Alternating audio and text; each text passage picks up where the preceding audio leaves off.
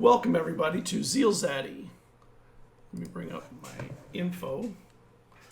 So we're running a little late tonight. I had a little bit of an audio problem. My mic was not being recognized, and that was really annoying me. So I had to take a few minutes to get it fixed. So welcome to ZealZaddy. I'm Scott Coventry. I'm the DM and storyteller of Mysts of Elixia. This is a D&D 5e campaign. We are one player short for at least part of the night. I think that by halftime, probably between 9:30 and 10:30, somewhere in there, the other person will be joining us. So tonight is episode, Season 1, episode 12, After the Disappearance. We play every Saturday at 8:30. We will not be playing next Saturday because it's the holiday weekend, which is awful. I love playing. I'd rather play than not play. But sometimes people need a little bit of break, and I don't want to have to deal with, us all having to call in sick to the game or something. Yeah, Scott is going to steal Christmas. Yeah, I'm going to steal Christmas. I'm a bit We of a can play Grinch. D&D. So before we get started, if you can, go and give us a follow. You can follow us on Twitter, Instagram, Facebook, Patreon, on the Discord, although everything that is /ZealZaddy or at ZealZaddy, Discord, if you go down to the About section below, you can click on that and it'll take you to the Discord and you can join us there. We are going to go quickly to our player intros. I'm going to let them introduce themselves very quickly and get started because I hate running late. So let's bring everybody on. All right, everyone's on. You'll notice that Morgan is in NPC mode. He is not here at the moment. He's the one who'll be joining us later. So why don't we start with Tiffany? I'm Tiffany. I play Carduin. She's our Valor Bard and anthropologist in this group. I decided to be festive and wear an elf hat. I wanted to wear my antlers, but they were too tall, so they're now they're a visor. I run. Brandon. Huh? Oh yeah, we need to give them to Brandon. There we go. Then he'll be festive too. Oh. Bah humbug. I run my own campaign called Dungeon Damsels. We just did the first half of our Christmas shot, so you can catch that on YouTube if you're interested. And it's awesome. Check it out. Thanks. And we'll have the second part where they go into Candyland because I based it off the Nutcracker. So that will come up on Tuesday. That is so Christmassy. The Nutcracker. All right. How about Dylan? I'm Dylan. I'm going to skip my advertisement for the day because we're so late on time. But I'm Dylan. I play Eslo, the Dragonborn Barbarian. And I'm not going to plug my stuff. Let's get right to the session. All right. Brandon. I'm Brandon. I play Morcant Von Onstill, and I'm ready to play some D&D. Let's go. All right. So I'll do a quick recap of last week so that we don't have to go through all of trying to remember what happened. So last week, in the last episode, the players found a woman who sold masks and silks and things like that. Was a craftsperson, and they found her not wanting to abandon her shop, which makes sense. But considering what had happened the night before, what had transpired, which was the burning down of the shop and all of these artisans being displaced by it because of some kind of magic that was being done on them, they went and checked on her and found that she was... Actually, I think I'm going back 2 weeks. I am going back 2 weeks. Actually, they had done all that 2 weeks ago. Last week, they actually went into the back of her shop and found that underneath her shop was a hidden lair where there were 3 people held against their will, and they were all artisans of some type. They battled these two people. They were magical in some ways, and found that whoever they were, one of them's name was Jasmine, and one of them's name was I can't remember his name. Corbett. Hold on, I gotta bring my notes up. Give me 1 second. Corden. That's just frazzled because of the rush. It totally threw me off when I went late or something like that. When I go late, it just like throws me way off. So they had captured one of the two people, Jasmine. The other one got away. And when they captured her, they brought her to the Soul, which is the temple to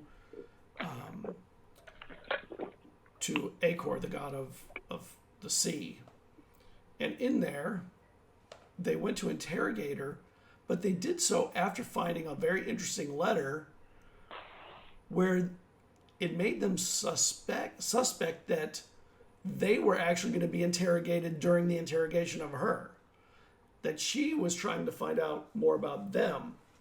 So they went in to try and do the double bend where they bend it back and find out more about her through her thinking she's finding out about them.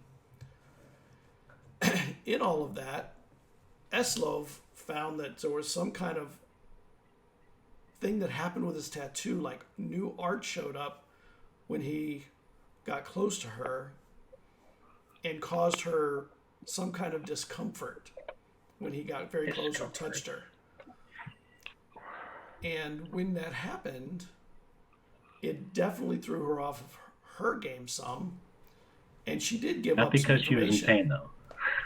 It's a pain. I mean, but then she is someone who likes pain.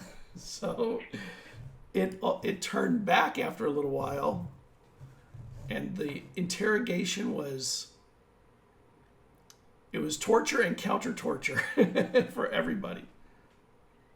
Whoa. Look at this. Hello, Toodlespan and Roscars 001. Now, they had gotten a letter, which was very important. It had a lot of information, including information about themselves. So they knew a little bit suddenly about how they were seen by someone that considered them an enemy. The letter was pretty long. I think it was like 6 pages long. But when it ended, the person who had been captured disappeared. And Vesrin suggested that she had gone into another plane, possibly ethereal. And in doing so, they realized that they didn't have a way of following her. So they decided, I think at the very end, that they were going to go back to her shop to see if she was going to go back there, because they didn't know where she was going to go. And that was where we had ended with the post-traumatic interrogation syndrome of everybody. PTID. It was not right. fun for anyone. It wasn't. Oh, and Eslov lost his axe. That's going to have to be replaced soon. It's just totally uncool. Yeah, very uncool, dude. In Eslov's No words. axe for a dragon-born barbarian. He still Not has two okay. more axes. He just doesn't have a big 6-foot axe. Yeah. Maybe show him a halberd. We'll see what he thinks of one of those. Well, your axe can be remade. So you are in the Soul, and you had decided at the end of the game last week that you were going to head to the shop. So whether you do so or not is up to you. Why would Yeah, we go but- back to the shop? Because we want to investigate more. I feel like we need to get to her boss before she can let him know what happened. Because we know What? where he is. Yeah, we do know where he is because we intercepted the letter. So And we have what she wants, so she has to come after us. I don't know if there's anything left in the shop to find. True. Well, I suppose we could just start hitting the road. I mean, I'm sure Vezran wants to get out of here after throwing his name around.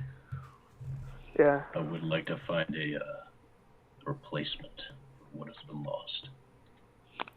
Sure, yeah, we can go hit the blacksmith. There's probably more than one in town.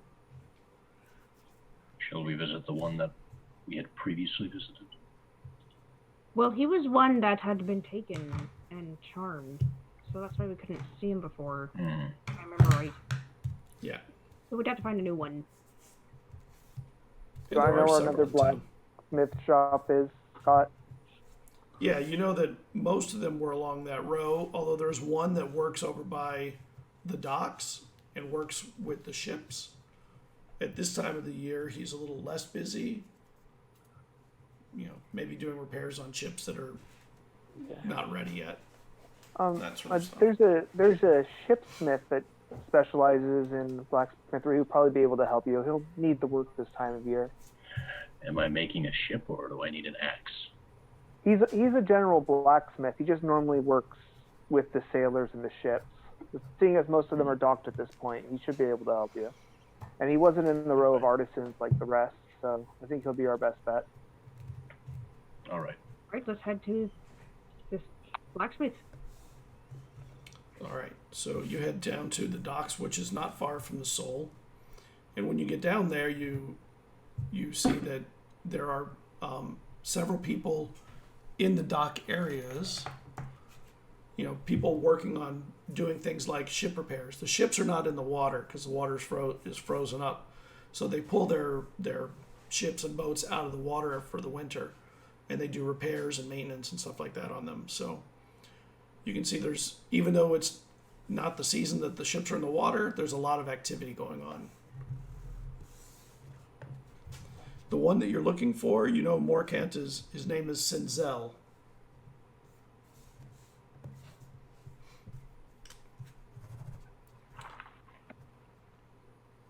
Okay. Does he have a shop, or does he just kind of have something set up on the side of the docks? He has a shop that's near the docks. It actually overlooks the docks, and it's up on a high area above them. All right, I'll head over to his shop then. Knock on the door. Sinzel, are you in? And he is in. You hear the hammering as you're getting closer, and he stops when he sees someone showing up in the front of the shop. And he comes over. He recognizes you. You've known him for years. He's usually pretty busy at this time doing the work. Morkant, you have friends. What can I help you with? Well, my friend here is in need of a large axe, and the other blacksmiths were all kind of brainwashed. So I was hoping that you would have some time to make a specialty order for us. For your Dragonborn friend? Yeah, we need a Dragonborn-sized great axe. Ooh, that'll be a big one. I'll be like casing the place as they talk. I'm gonna be like looking around at whatever he has in the shop. I'd imagine he worked with some pretty giant anchors, so. Yeah. I can make you one, but it won't be ready for a few days. I don't need it that quickly. Can I get some measurements on what size of an axe you're looking for? He like measures with his hand about like up to shoulder height. And he puts down a board and he puts little markings on it. Oh yeah, I like it already. I can definitely make this for you. And the head should be about this big. He like obviously way too big. He stretches his arms out. Like to the point where it'd be unwieldy. Will you be able to swing that thing? Maybe Well, you we'll might. see. So are you trying to make an axe that's even bigger and more unwieldy than the last one? Is that the goal? Well, he thinks it would be he thinks bigger's better. Okay. No, he doesn't really. I'll get If one of my started. party mates would like to step in. And Nope, correct most the definitely name. not. I'll just she'll casually kind of be like, S12, I don't mean to, rain on your parade or anything, but bigger's not always better. It, I Oh, how big was my last one? difficult I don't remember. wave it around in a smaller space. Maybe you Fine. can just bring one of these anchors, and I grab like a 6-foot anchor I can barely move.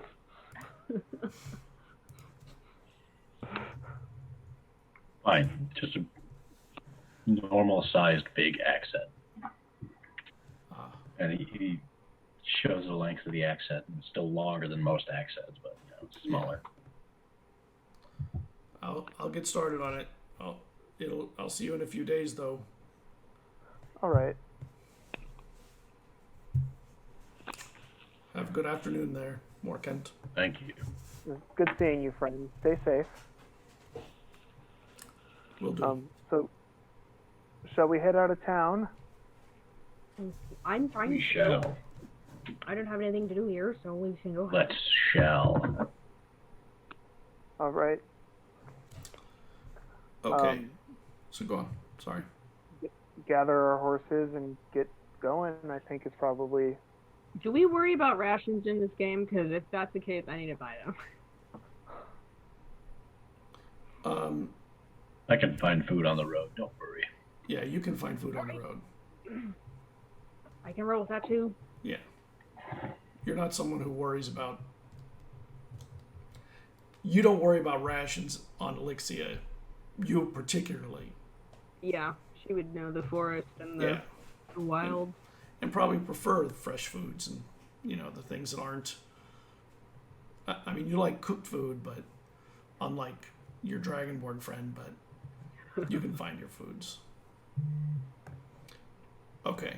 So as you're going past the soul, Edda comes running out. Morkent.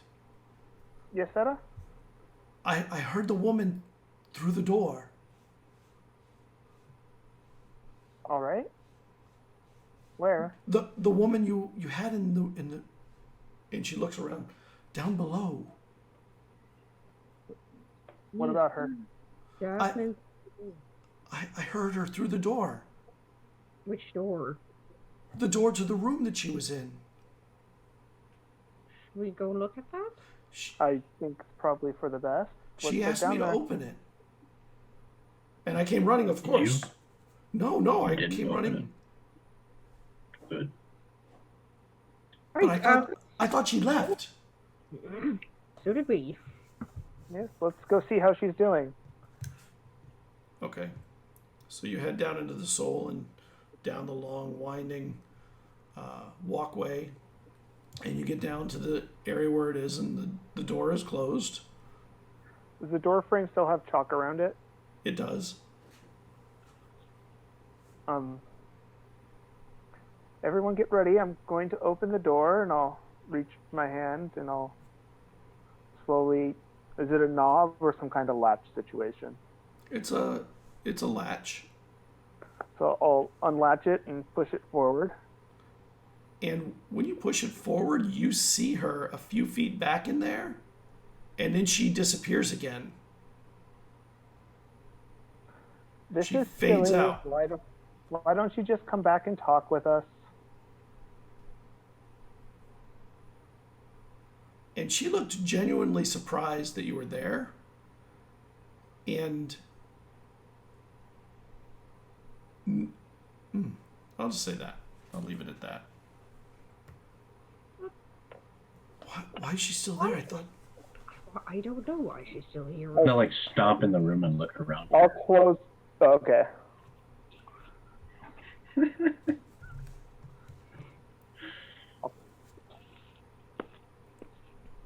And you don't hear anything. I imagine I don't find her. You don't. Dang it. Come on Jeez. out. Let's just close the door again. If you wish to I'll talk leave. to us, now is a good chance before we take off. I'll close the door. In this room for a while. Okay. The healing vase thing, if I have that, I'll set it outside the door in case she is trapped in there. Okay. Oh, I really think, Etta, that you should probably have someone keep an eye on this door just in case. If she starts talking again, let her know we'll be back eventually and she'll be all right. Is she gonna stay in there? I honestly do not know. I mean, she seemed surprised to have us come back, and she couldn't open the door because she was asking you to open it, so I think she's stuck in there. And Oh. and If for whatever reason, she's fighting us. So, Well, that's terrifying. well, so is... If you like, we can Having a get some light- bricks and seal this door completely.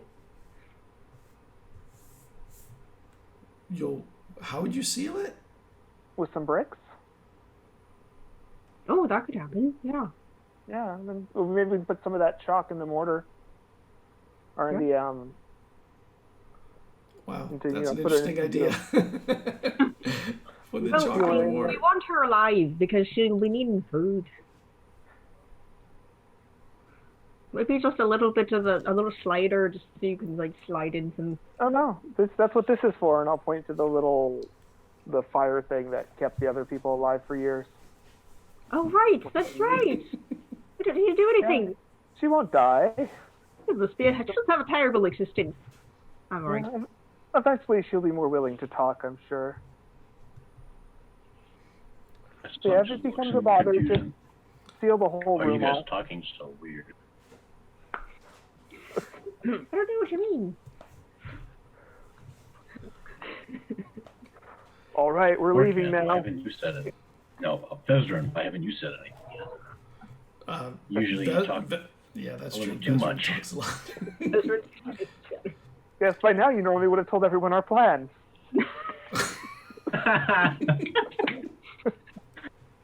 Well, we don't need to make fun of Morgan. No, don't do that. No, I'm just kidding. Who knows? Maybe he's actually in chat while he's on the road. He could be. He could be saying Oh, how he we play is. when he's not around. He is. And he just said, not Yeah. true. I'm not sorry, Morgan.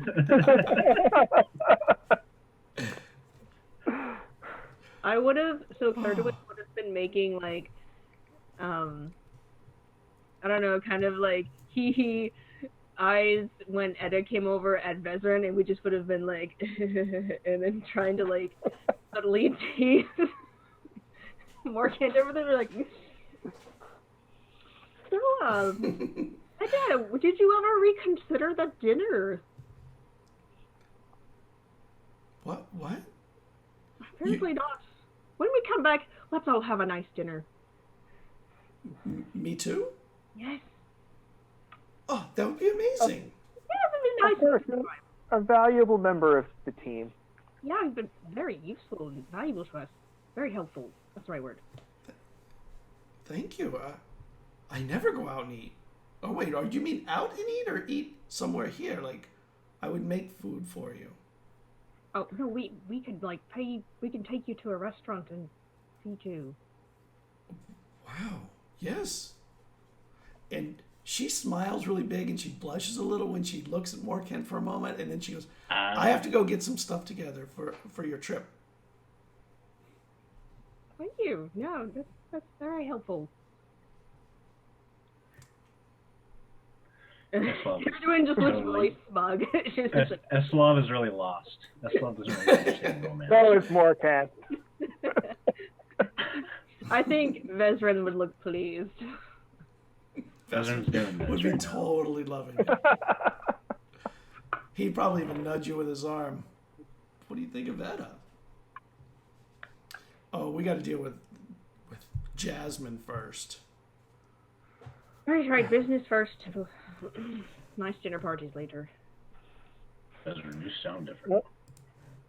Yeah, I took a bit of a cold. A bit. I'll be okay though. Maybe in about an hour. I think you sound better than you normally do. I'm not gonna make one of you anymore for you. I'm kidding. It's all jokes. I'll get maybe some lemon and honey and some tea to take care of this. And so what are you doing? What are you doing more, Kent? I think I'm just going to go ahead and start walking in. You're like, Jasmine, now's your last chance to talk to us. No one else is going to, and we'll be gone for a while. So make up your mind, and then begin to leave the room outside the room. And there's no sound. And then after you step a little further down, you hear, is anybody out there? Just sort of whispering around under the door. Is anybody there? Anna, come back. Did we all hear this? Yeah, you can hear her whispering, but whispering it loud enough to make sure if there was somebody right on the other side of the door, they would hear it. I'm gonna start reaching towards the door. If anyone would like to stop me. If no one stops me, I'm gonna whip open the door and then try and grab her. She's just going to disappear. Go for it. Do it. Do it.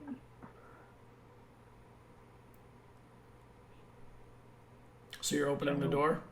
I'm gonna open the door as fast as I can, and then reach in at the same time. Try and grab her. Yeah. Okay.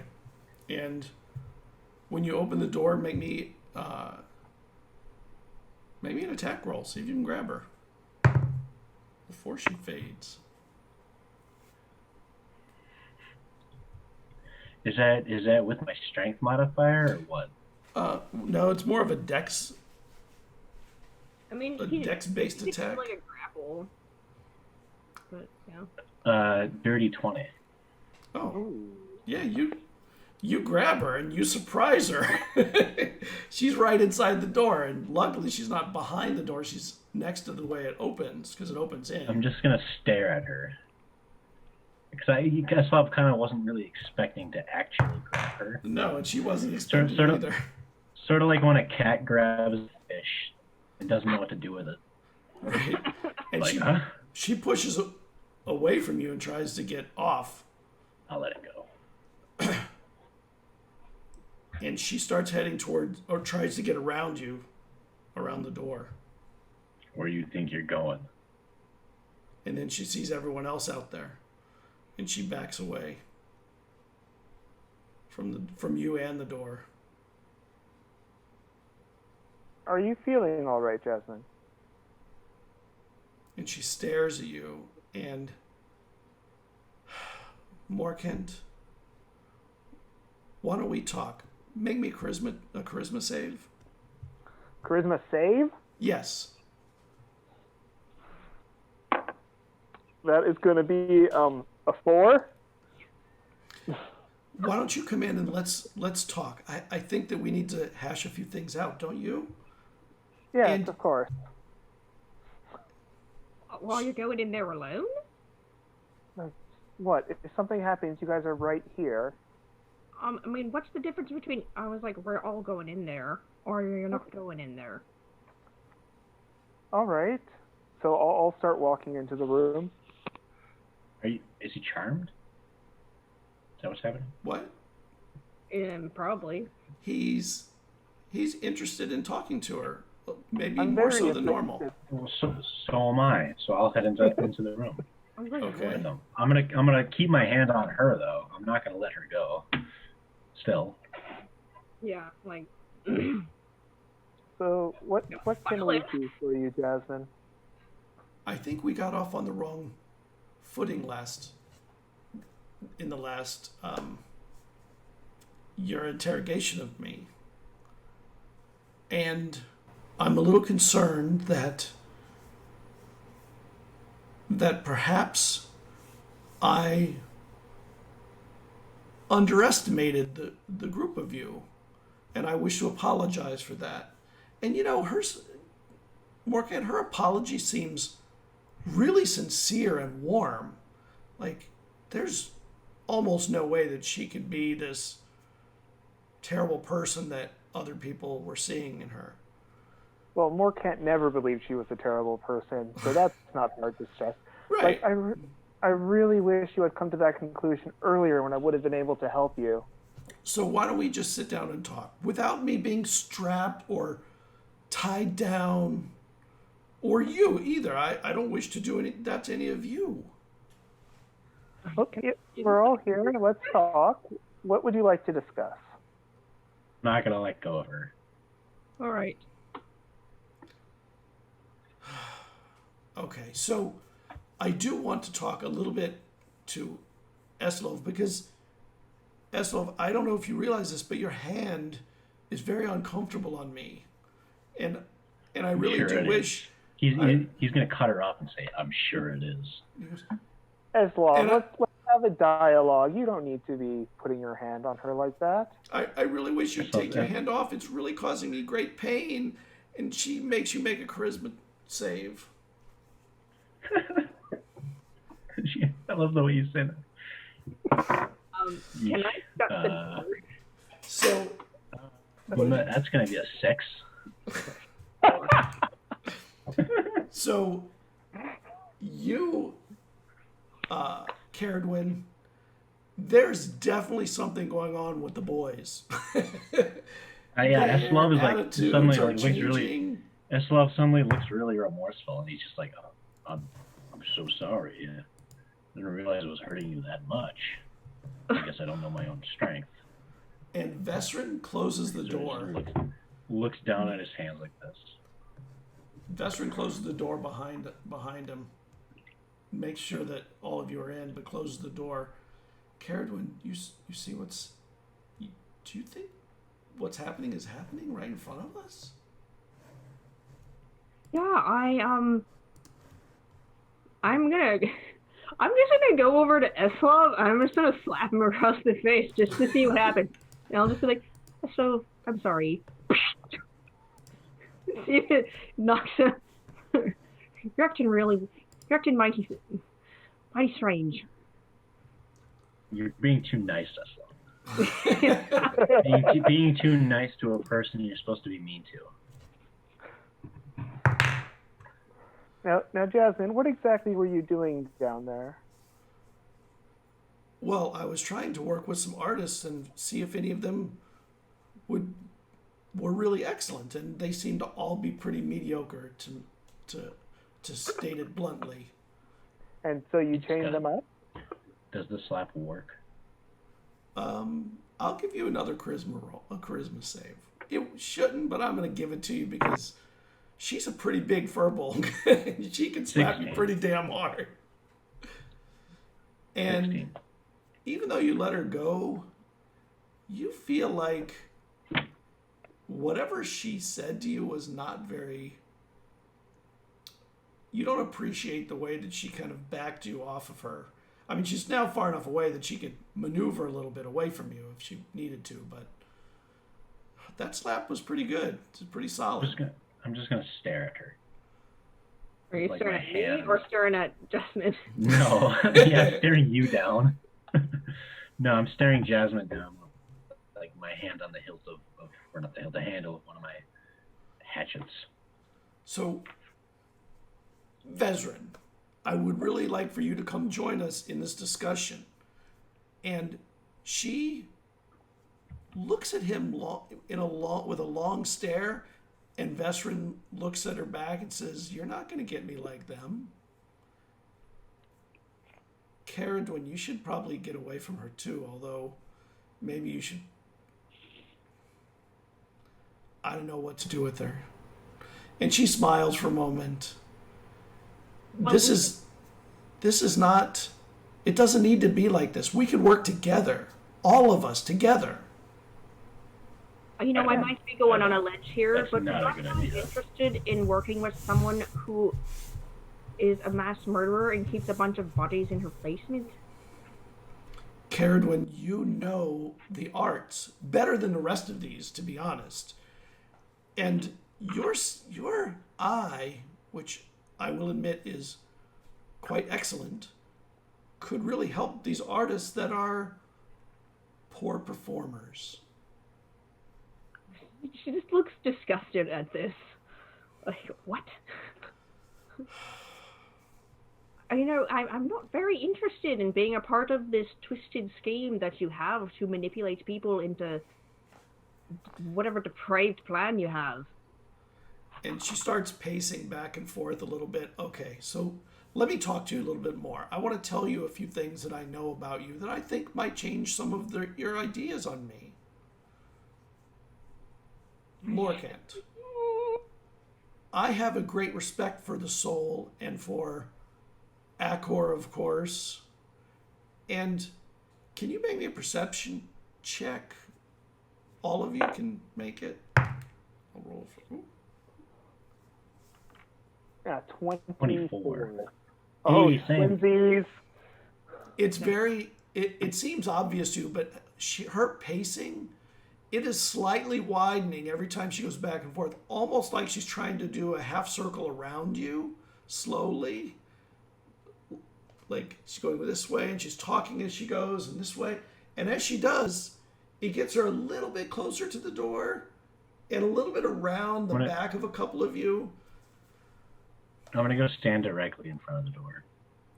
Just close it. Vestrin closed it, and Vestrin's actually back there.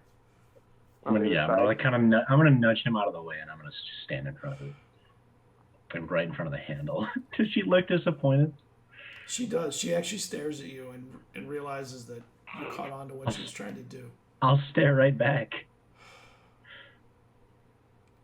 No, I don't think we're going to get anywhere with her. She still wants to try to manipulate us. Jasmine, I do want to help you. And the only way you're going to make it out of this is if you talk with us. Why don't we go talk upstairs by the fire, where it's a little warmer and more comfortable than this cold, damp room? Oh, we have to be in this room. Why? It's an empty room. Because otherwise you'll leave.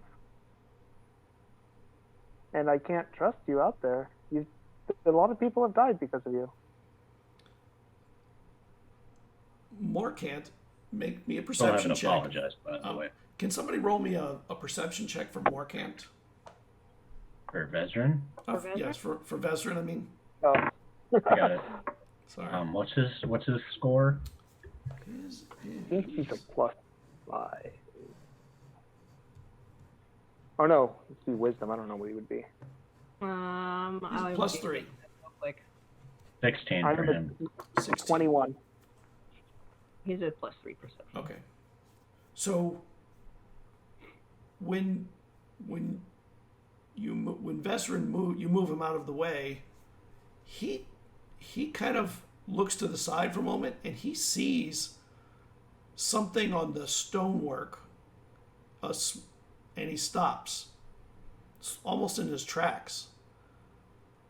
And he goes, Morkant, what is this? And he points to something on the wall. And there's a sort of a symbol that looks sort of like a figure 8, but with a pointy end rather than a curved end on both sides. You know, a figure 8. Inside the room that we're in? Yeah, and it looks really old and worn. Have I seen it before? No, it's really hard to even notice. It happened to be he was in the right place with the right light, and he caught a glimpse of it. I'll bend over and take a look at it. I'm like, I don't think that's of any real importance right now. I've seen this before, he whispers to you. And he brings you closer and looks at her before saying to you, I've seen it before. I saw it on when I was a kid. There was a stonework in the forest near to Cairo, and I'm sure it was that symbol. You don't know the symbol, but that's what. All right. Morkant, did he ever tell you the story of the unicorn ghost? Yeah. Okay. It was the brickwork where I had seen the ghost, the unicorn ghost. All right. Is Morkant the only one that hears this? He's whispering it to Morkant. Okay, then yeah, Caradwin just be like watching Jasmine. I'd be like, you should probably ask Carolyn. She knows quite a bit about the ancient things around here. So go grab her attention. I thought maybe you would have known because it's the soul. It's not anything that jumps out at me at the moment. And he walks over to Caradwin. Come look at this for a second. Yeah, sure. And Jasmine is watching all of you. Her attention is piqued, and he whispers to you, "Have you ever seen this symbol before?" And you see the symbol, and you have seen it, but you don't know what it means. It's some kind of a symbol you've seen on some of the ancient stoneworks in different places on the island. Well, yeah, I've seen it. So come over and like kind of touch the symbol. I've seen it at different places on the island, here and there. I don't know what it means, but it is placed sporadically around the island at least. It's very old. What are you talking about over there? That's really not important for you, Jasmine. And she starts walking around the other way, trying to get where she can maybe see the lips of the people talking or something. I'll try and pull her attention and get her to turn the other way. Morkant, why don't you and I go over and talk alone while they discuss their thing? You and I have more to talk about anyway. Well, let's go over to the other side of the room here and talk. Okay, let's go over there. And while you're walking away, she's like looking at them. Morkant, I think you can do better than them. I'm pretty sure I can, Jasmine, but this is the people I'm stuck with. You're The not question stuck is, with them. what? You could work with me. You could be my partner in really changing the island and doing big things.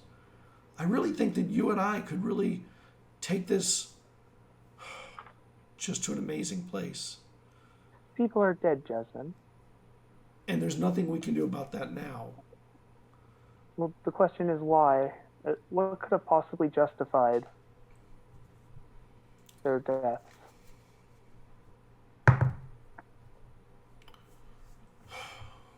Akor's killed people. How many towns has he flooded? All right, you are not Akor, That's true, I'm not. and I really can't be part of something if the value of human life or of creatures' lives is so low. I will not kill any more people.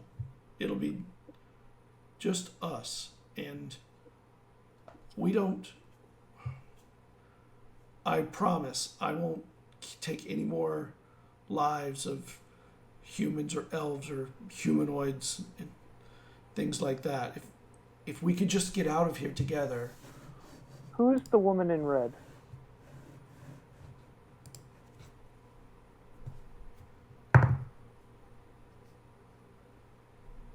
And she looks at you for a minute and she backs away from you. She goes, "What do you know of the woman in red?"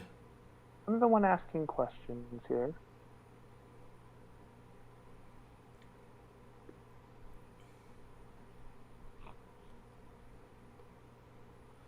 I think that we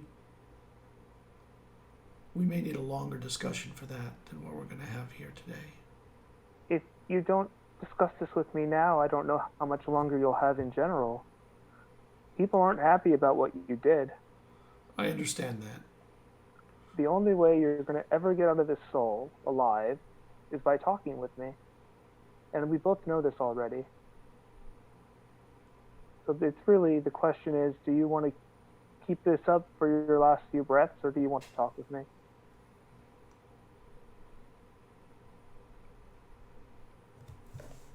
So what do you want to know? I want to know what possibly could have justified doing this. I want to know who the woman in red is. I want to promise that if I answer your questions that I'll be set free. And I want the promise from you. I can only promise that I will do everything within my power to get you set free. To put you on a ship and send you somewhere far, far away from here.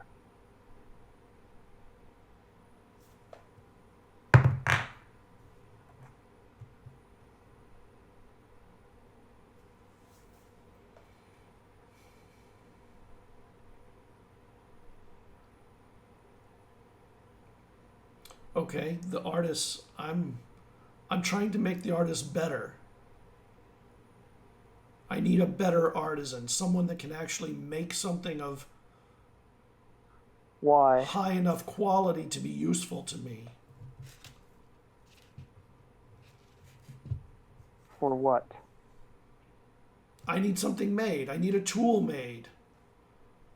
What A does this tool simple do? a simple tool. That's all. What does it do? A chisel.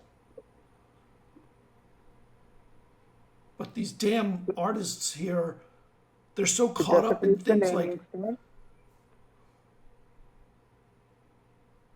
And she doesn't answer that.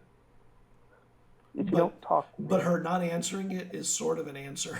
What was the question? It actually cut out for me. I Yeah, asked I if didn't it was hear to desecrate the naming stone.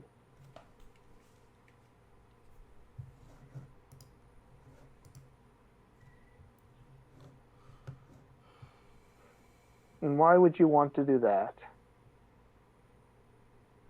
Because it's an abomination. To who?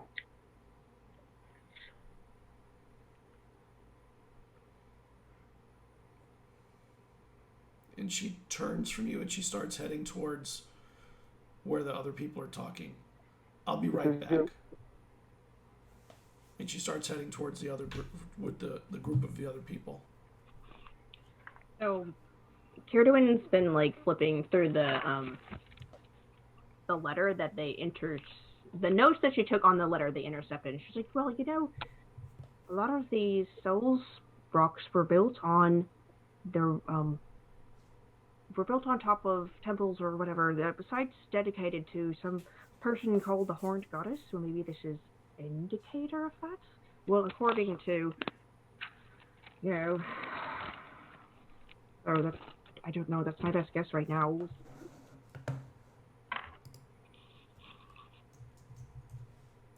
We notice her like approaching. Yeah, you see her coming towards you. And she looks determined. Oh. Caradwin, I'd like to speak to you about whatever it is you're talking about there, because I think our conversation over here is more important. Can you make me a charisma save? Your time has come. At advantage. Advantage. Yeah. Advantage. She's gonna run out of spell slots soon, so we can keep this going.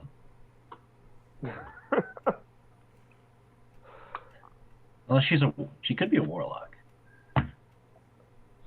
It could just be an inherent ability for whatever species she is that lets her jump in and out of the ethereal plane. That's a dirty 20. Sure. You know that she's trying to magic you in some way through her words, and you felt your whole being resist it. And she stops in her tracks when your soul and body resist it, and she backs away a little bit.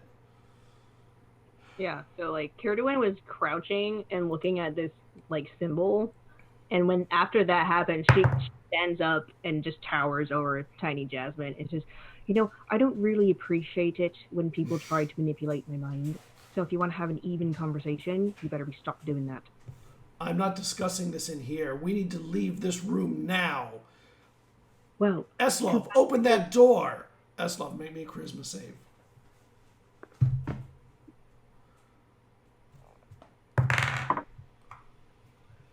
Uh, 13. Okay. 13. You feel compelled to open the door.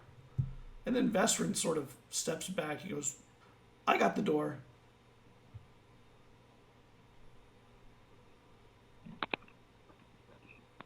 What are you doing?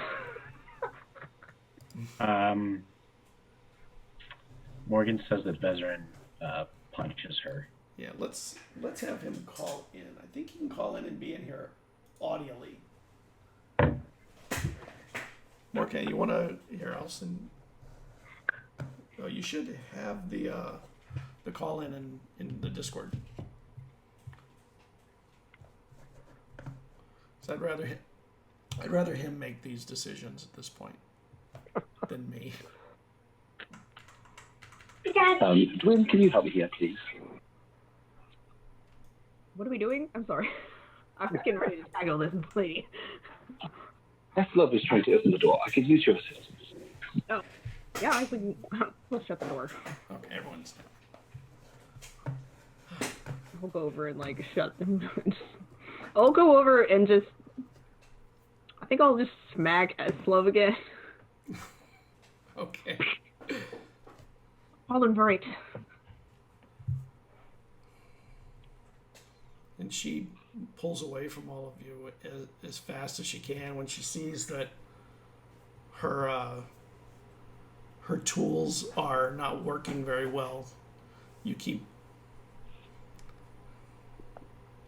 There's just too many of you for her to take care of easily at once.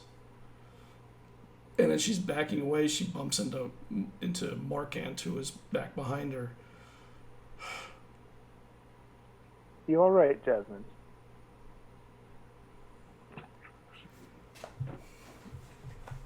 And she looks around and she goes, "I have to get out of here!"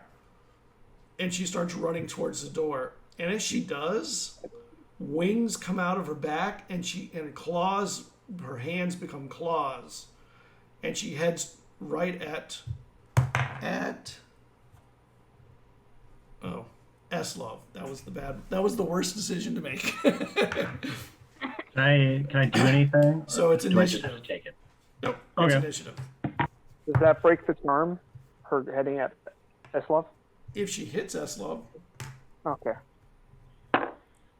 Natural 1. Are you? Two total, but you know. I also got a natural 1, which is a 1 total. I got is this for initiative? yes. I got a 19. I'm rolling mine now. And Vestrin. Alright, I'm rolling it now. 1 second. There. 14, 15, 17. Okay.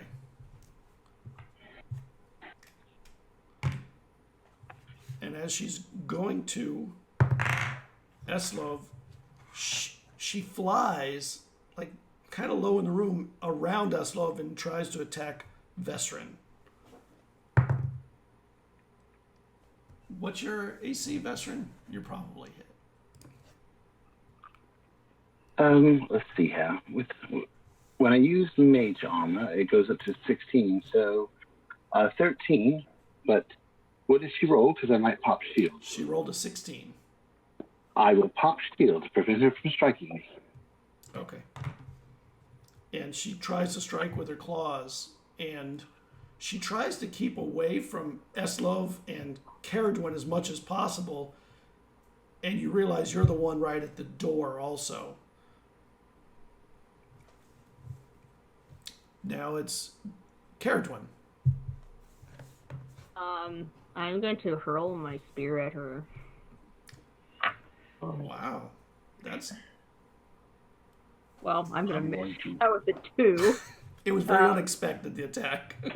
So that would be like a 6 to hit.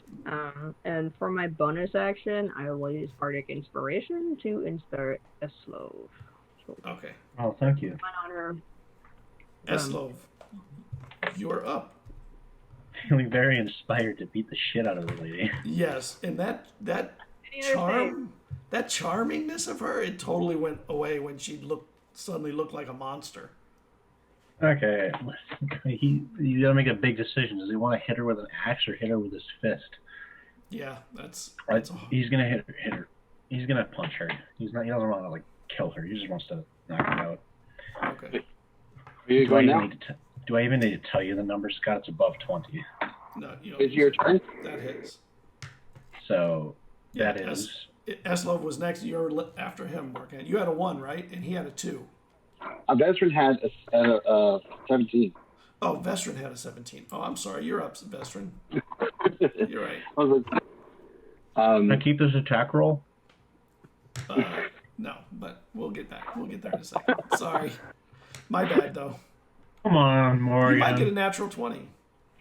hey, I don't want to miss my attack roll. I might get a natural 1. I'm going to. Now, does she look? What does she look? I know you said she has wings. What kind of wings are they? They're sort of like crow wings, and her hands are like claws of a bird, talony and rough, and her face. Although she has a human body that looks like a human, she looks possessed. Like her eyes are wide and bloodshot, and she looks like she's furious. Is she a little succubus-y looking? Make me an Arcana check. That's going to be a 5. I was actually going to ask the same thing if I can recognize her. So You can also roll. You and Carradwin could roll. You've all heard of these things. Eslov has not heard of these. I got natural 20. It makes sense that she could be a succubus. She fits what you would think one would look like based on the stories. I'm going to hit her with a chromatic orb. I'm just trying to decide. I only got like a 14, so I don't know if that's enough to know what she is. Yeah, that's not going to hit her. No, not the hit. That was to see if I know what she was. So a 14? Arcana check. Yeah. You would probably think that would be one of the options it could be, maybe. Gotcha. Okay. And there are also, by the way, I forgot to mention, there are some horns that like protrude from her head that kind of twist around at the top. I'm going to assume that's possibly what she is. I know there's other options, but I don't want to risk fire, so I will use. We'll do lightning as a chromatic orb. Let me roll the attack. So I just wanted to know which orb I'm doing here. All right. I'm using my D&D dice on here, so I rolled a natural 15 plus 6. So 21. Okay. Does that hit? A 21 hits, yes. All right. And then roll. For some reason, the roller is not working on there, so I have to roll it by hand. I mean, not hand, by like clicking the little side dice. 2, 3. All right, 3D. So 8, 9, 10, 11, 12, 13, 14, 15, 16 points of lightning damage. And it hits her and it knocks her back some, but a lot of it you see sort of dissipates into the air around her. All right. Well, good to know. I'll say something. She might have some type of resistance against lightning. And Eslov, it's your attack. Finally. I can make 2 attacks, right? One as a bonus action. Yep, Okay. because you're a badass. That's still a hit. That's a 21. Yep, that'll hit. So for the second one, does 12 hit? No. Did you Okay. use your bardic inspiration? Oh, I didn't. How about a 13? 13 doesn't do it. But a good roll on that die would have gotten you to hit a hit. That's going to be 5 damage. Okay. Automatic 5 damage because of my strength modifier. Yeah. You're very strong. And she takes the pummeling and backs away. And Morkant, you're up. What do you want to do? How big is the room we're in? It's probably about 12 or so feet tall, but it's a big, wide room. It's just not, it's the end of this thing. She can't fly up high enough that she's safe from your weapons and stuff. Okay. Most of my things are pretty wide area of effect. Okay, use that. Just shatter the room, call it a day. Blast the whole building on top. I'll bite my inner cheek and cast Bane. Okay. And then as I do it, I'll just tell her, just get behind me and calm down. We can still talk.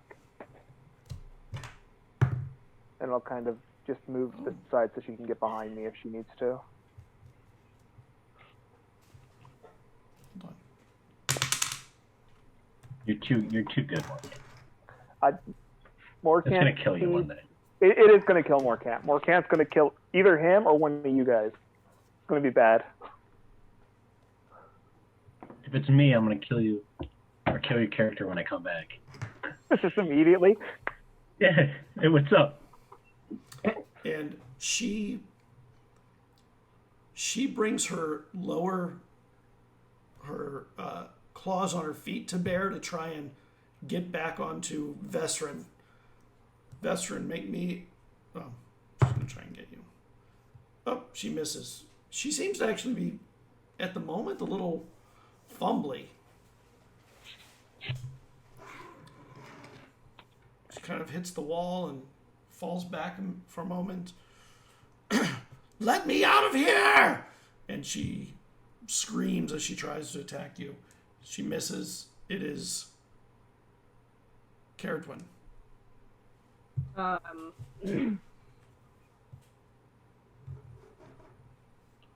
will. Yeah, I'll cast blindness and deafness on her. Caradwin will just keep drumming on her bodhrán, and I can choose to have her blinded or deafened, so I want her blind. And she needs to make a con save. Okay.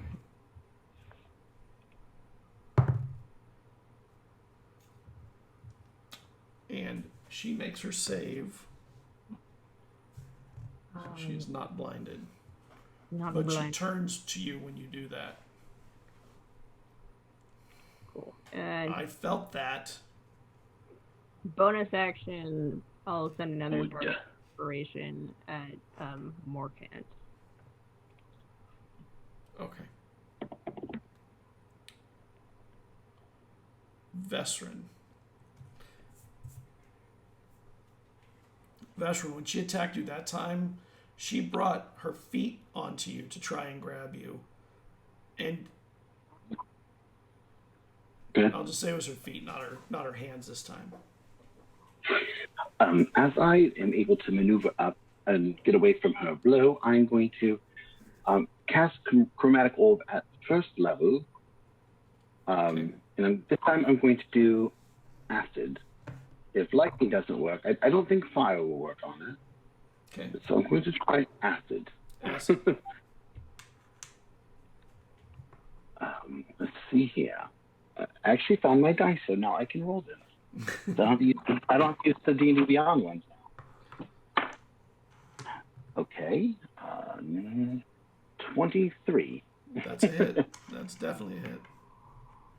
All right. Let's see here. 8. That's 7. 8, 9, 10. 11, 12, 13, 14 points of acid damage. And she hisses and screams and pulls away as fast as she can from you. Oh, does that hurt more? Maybe I should use that again unless you're going to calm down. And Shit, that- Eslo. I'm gonna go for a grapple. Go for another like a headlock kind of thing.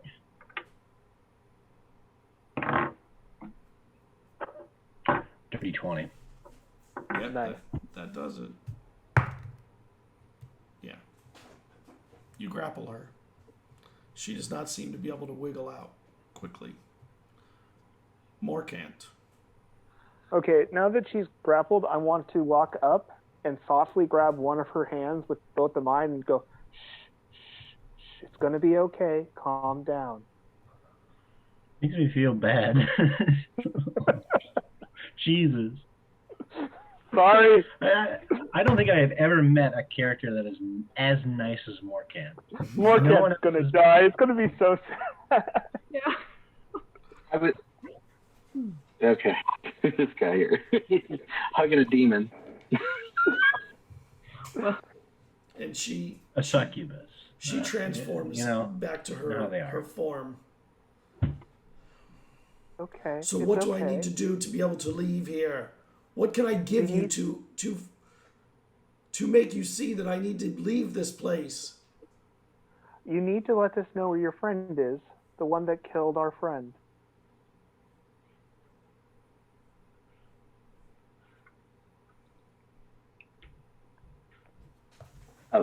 Vezra will pull Morkant to the side for a moment and whisper. What is it? I'm not 100% sure, but I do believe she may be a succubus, a type of demon who uses her feminine wiles to seduce others. Do stuff and things. So you should be careful when if she is a demon, you should be very careful. I know that you are a good-hearted person, but demons can eat you up and spit you out alive. Just so you're aware. And they don't play by your rules. They have their own set of rules. Yes, but I will stick to playing to mine. Thank you, Vezran. Make a contract with it. How did you end up a warlock, Brandon? I don't know. Just met this succubus. One thing led to another. In more ways than one. For me, the nice guys are like the warlock with the succubus effect. We can make a deal. I can help you in ways that no one else on this island can help you. Wink, wink. What can you do? Seems to me like right now she needs us a lot more than we need her. I can let you live longer. I can allow you to have a longer life. I am not interested in living any longer than I have to. Sad. Half elves live long enough. So then tell me, what would you want? I assume that you're still holding her, Eslov. Oh yeah. I'm holding her until we come to a conclusion. I want to stop everyone from being taken. I want to stop the Ascensions. Who's Tabules? Who's what? Tabules. Tell us about Tabules. How do you know that name? Oh, well. And she seems genuinely surprised by you pulling that name out, and it throws her off for a moment. And you see her catch herself and just wince at what she said. Well, you're not the only one that's been poking around. I have a lot of questions myself. Perhaps if we could get you to tell the truth, then perhaps we'd be willing to work a deal with you. But for now, you've done nothing but lie and dance around the truth and try to manipulate us. I mean, there's no reason for anybody in this room to trust anything that you are saying. Or even work a deal with you. What have you done to prove your truth or your honesty with us? Nothing. In fact, you've proved the opposite. It's because you asked for nothing in return. And I would love to make a deal with you rather than just sit here and banter. I have one question for you before we make a deal. Do you come from the place on the other side of the reflective lakes? I do not. Okay. The deal I would like to make with you is I would like to apprehend your friend, the one who killed our artist friend. And I would like to know what your end goal was in desecrating the naming stones. If you give me this information, I will do everything I can to get you out of here. We need much more than that. I mean, there's so many questions. What was the mask for? What does it do? What is the time before? Desert. What? No. We need to know these things before we let this thing go. She's I'll pull stuck here. Desmond to the side. She didn't know we had the mask. She knows that we had the mask. We talked about it last time. Oh, did we? Okay, sorry. Yes, we did. My bad. I want to know what it is. I want to know what she was working on. What's the importance of these authors? There's so many things that she's not telling us. What war is coming? You wouldn't understand it. It's things beyond this place. Jasmine, Yes, I think you'll find that I'm very understanding.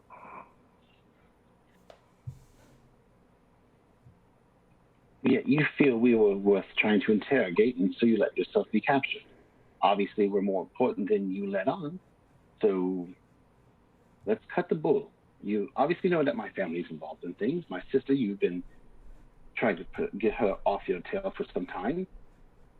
You're up to no good. You're stuck in this room, and frankly, we're not going to let you go unless we think that there's a reason to. So that's your reason to work with us.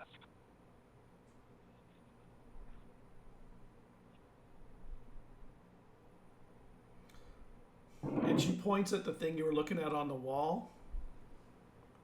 That's part of the problem that I wish to deal with.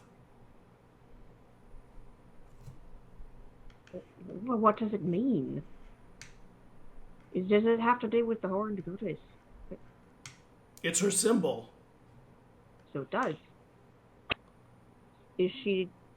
Who is she? Her markings are all over this island. And she says in a tongue that only Caradwin understands what she says. She was Kalius. And you've heard that name in the things you know from your religious background. Well, she disappeared.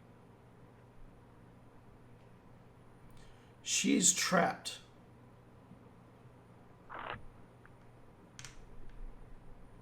Kalius is trapped, and you're trying to free her. Free.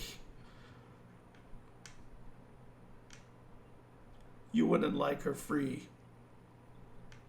Not now.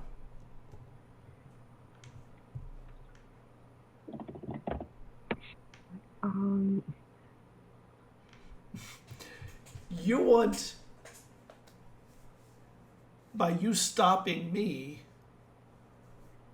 you could actually be helping bring upon your own demise faster than it would normally come. So you're trying to keep her trapped with all this. Oh, I'm not capable of doing anything to her directly. She's beyond me. But she's not beyond everyone The person that else. you're working with, Tabomise has some sort of end goal to keep Kalius trapped. And To end her life. Once so and for all. kill the goddess. It needs to end. And when Kalius? she dies, all of the people disappearing will end too. So this beautiful goddess, the goddess of the freaking unicorns, her trap and her death would free all of you from these sufferings. Is she still saying this in the ancient language that we can't understand? No, just that name. You just didn't know the name Kalius. The way it was said in an old tongue. The rest of it is you can understand. Insight check for me. Go ahead.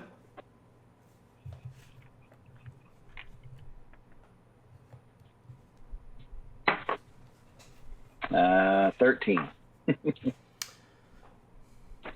She seems to be as honest as she has been. You don't really know what this, and if there is honesty, there's probably something dishonest in it too. So How will desecrating the naming stones prevent her from being freed?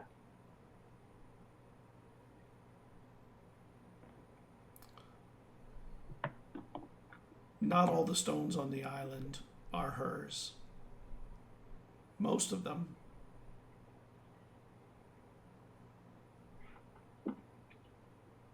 How is Keros tied to this, and not the plant? I'm talking about the god.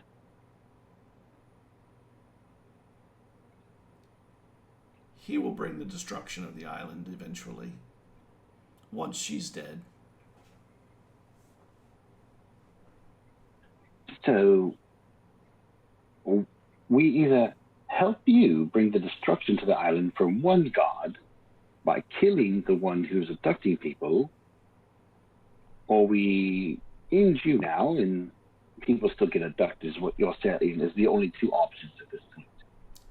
You get to make a choice. Which way do you all want to die? Do I know anything about the horned goddess? There are stories about a goddess of unicorns and celestial beasts and things like that. That, I mean, they're like kid stories though. They're not handed down in the way that respected religious dogma and discussions are made. There aren't books about it like that. There are kids' books about the master of the beasts and stuff, the horned beasts. But they're not really, it's not seen religiously. It's seen more as old folk tales. Okay. Well, is there any way for us to communicate with this goddess? Perhaps making a deal with her to stop Keros is the only way we can make it through this. If there is, I can't help you with that. It really doesn't seem you have much to offer then. I guess we'll be going.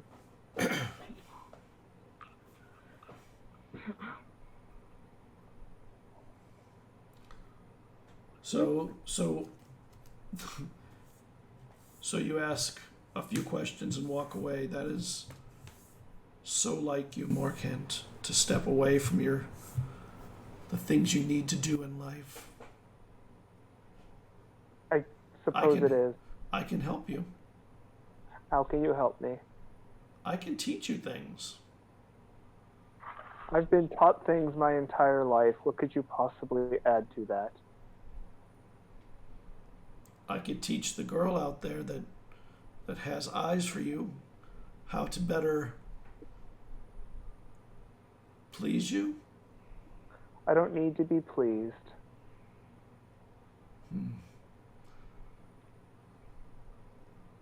My life is to serve Acorn. Acorn. I have no interest in that. Serves God, can't even pronounce their name. Yeah. And questions it the whole time, too. He's a weirdo. Assumptions connected He's to... a lovable weirdo, though. Sorry. What do these assumptions have to do with the artists? You're trying to create a tool to dismember the naming stones for Kalis. I think what we're not seeing here is she's an initiata. She doesn't know anything. She can't actually live up to these promises. She has no authority. She has no power. We're wasting our time. Let's get going.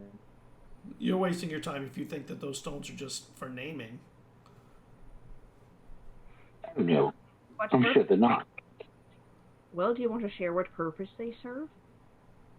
This island was made as a gift from Kalius to her lover. Well, who she wanted to be her lover. And when she did it, she wished to enter the dreams of these people. To enter the dreams of this person. So they could share dreams and spend their lives that way. And the stones allowed you to move yourself with your body or without to another place that was more like a dream state. And because of her lack of foresight, I suppose, she's trapped herself. And the destruction of the naming stones, or the corruption of the naming stones, worse than they've already been corrupted, would end her for all time. So she's trapped in a dream reality which is connected to the naming stones, and if you break all her naming stones, she'll be trapped there forever, or actually just be eliminated. And she's the only reason Karos can't come and attack us now, so she obviously has some influence over this realm. Is Karos supposed to be her lover? I didn't hear you. What'd you say? Is Karos supposed to be her lover? The person she was interested in? Oh God, no. I He think would that'd never be- spend time with that filthy beast. No, Oh. he tried to assassinate her. These two We gods. will succeed for him. Are these two gods from the time before? You spoke of the time before. Of course. Before the schism. Morgan, Schism? you have heard of the schism, but it was a time when gods were at war. Okay. It was sort of like a Cold War, and there were attempted assassinations, and they would try and use intermediaries to make change until finally it blew up into an actual war. And many gods, in what you believe, they were either subsumed by more powerful gods or killed. And what happened to them is unknown. And that's when Aqua rose to power over the Yes. sea? Yep. Okay. Well, I mean, and Quiel, both those gods were successful in that war and rose to prominence. Quiel's the nature god.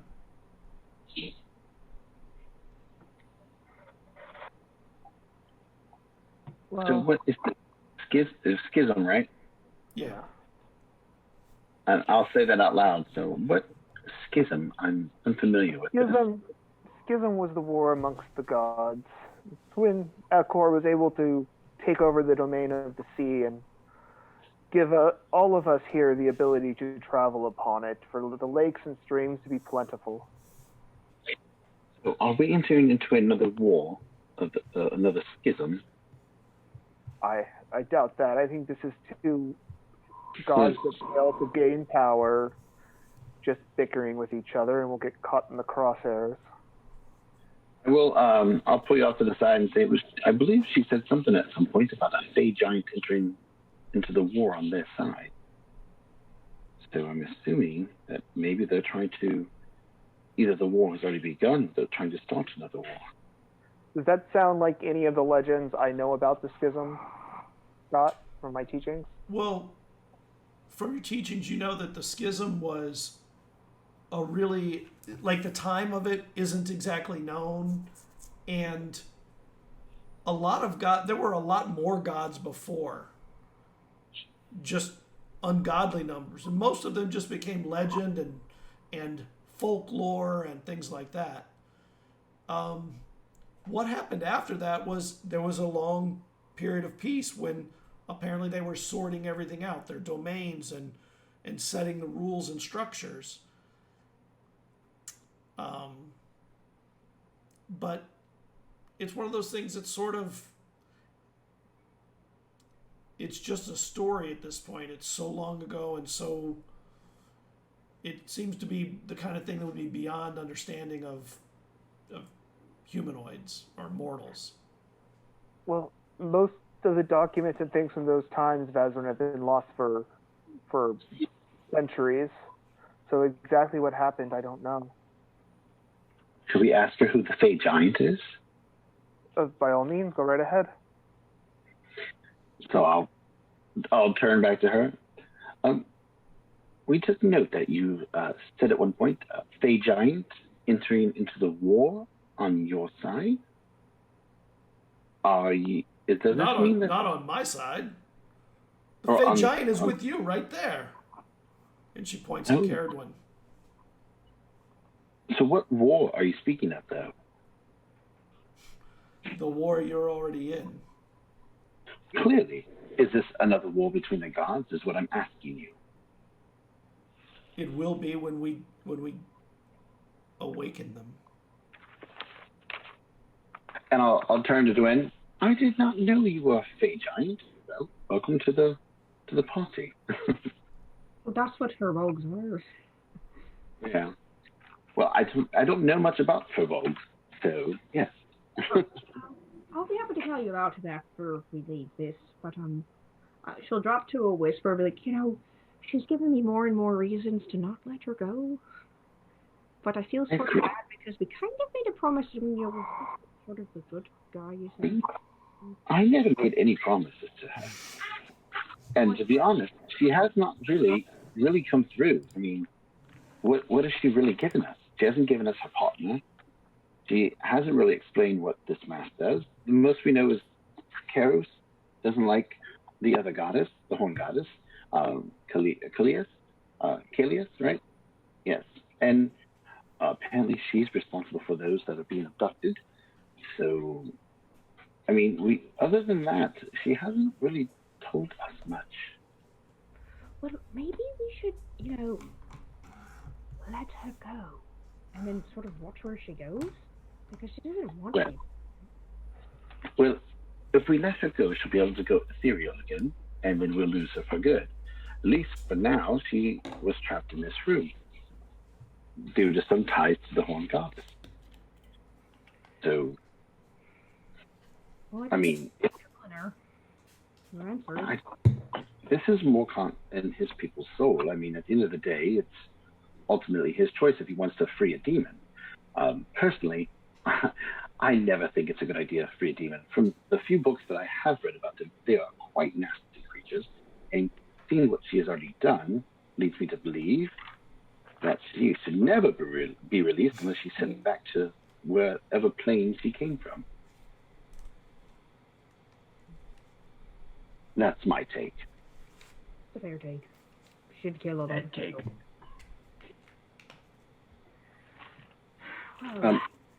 Morkant, how do you feel about this? Obviously, I'm assuming we pulled off to the side to have a conversation, not in front of her like, hey, we should kill her. She's standing over where she's standing and just watching. Well, she's held actually by Eslo. I think essentially she really is unwilling to work with us. She only tells us half stories. I don't think she actually knows anything, and definitely nothing that can help us get her allies. So maybe we let her sit here for a couple of days. Maybe I just leave the room and you guys can finish it off. I personally don't think killing her is worth it, but obviously I'm not agreed. I don't think anyone's going to agree with me. Well, here's my problem, Morkant. If we leave her here, who's to say somebody isn't going to come down here at some point and get charmed by her, free her, and then she hurt innocent people here in your soul, or the children upstairs? I'll have some masonry done, and we'll put a wall up here. That's a lot of work. That's a lot of work to just put a wall around her when we could just send her back to the plains. I mean, I'm in favor of the wall thing because she might become more desperate and give us more information. She's ultimately a selfish creature. Well, if you guys are willing to do this and you think that she'll be able to stay in here and nobody will be able to free her and no harm will come to the people here, then I'll support the idea. But I'm just concerned about what happens when we leave. Well, if no one can hear her, then she can't charm anyone. Who knows what she might be able to find a way. She may be able to find a way out. True. Well, maybe we could tie her up and bring her with us. We don't want to give her that much I think, entertainment. Again, we had her tied up upstairs, and she went ethereal on us, and she was able to escape. But some magic here bound her here, I believe. So she wasn't able to get too far. If we take her out of here, she goes ethereal, she's gone. We lost her. So it's either we keep her bound here, as you guys suggest, in hope that she does not find a way out, or we, deal with it in a way that is not something that more feels comfortable with. But I'll walk over to her one last time, put a hand on her shoulder, and just be like, Jasmine, I'm doing everything I can, but you really need to give us something. I can only give you what I know. What more do you want to know from me? We want to know where your friend is. We want to know who He's probably else. looking for me. Where would he look?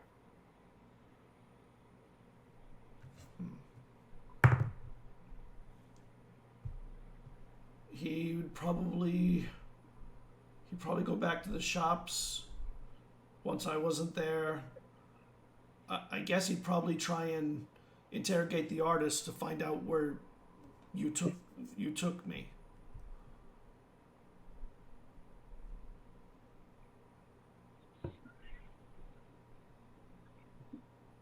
And what does all this have to do with the Ascension?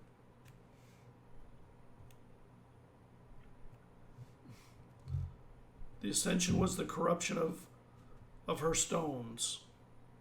Kairos corrupted them as a way of sacrificing people to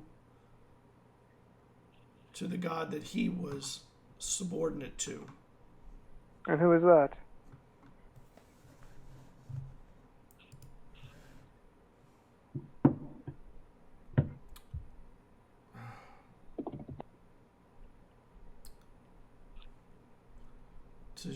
To Zinchitrix. Hold on, Zinchitrix. Zinchitrix. Zinchitrix. That's the god of chaos. And, chaos. And a very disliked god by your god and by Quiel, and actually Quiel's it's a respect, but a fear of like the unexpected from him. so, what is Zentrixix tied to the moon? Does he have a tie to that moon? Because it seems to be the Mava? Yes. Because when Mava's in certain positions, that's when the Ascension seems to be strong.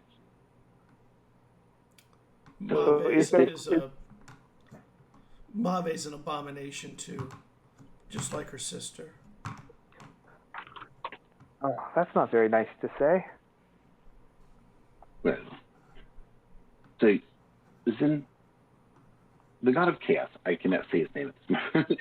The god of chaos Zinchitrix is who Kairos is a subordinate of.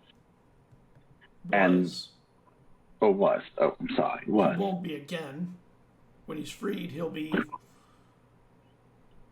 powerful enough to not be.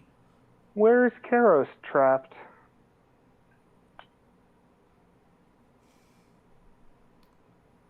And her face goes flush.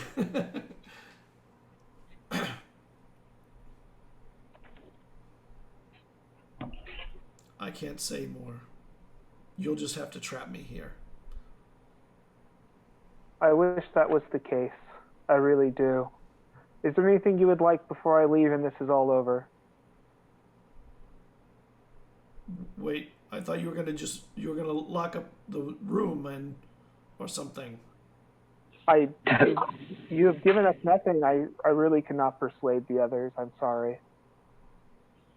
I did what I could. With something to eat, perhaps, before this is all over. Food, yes, food. I don't know if that's All right. the best idea.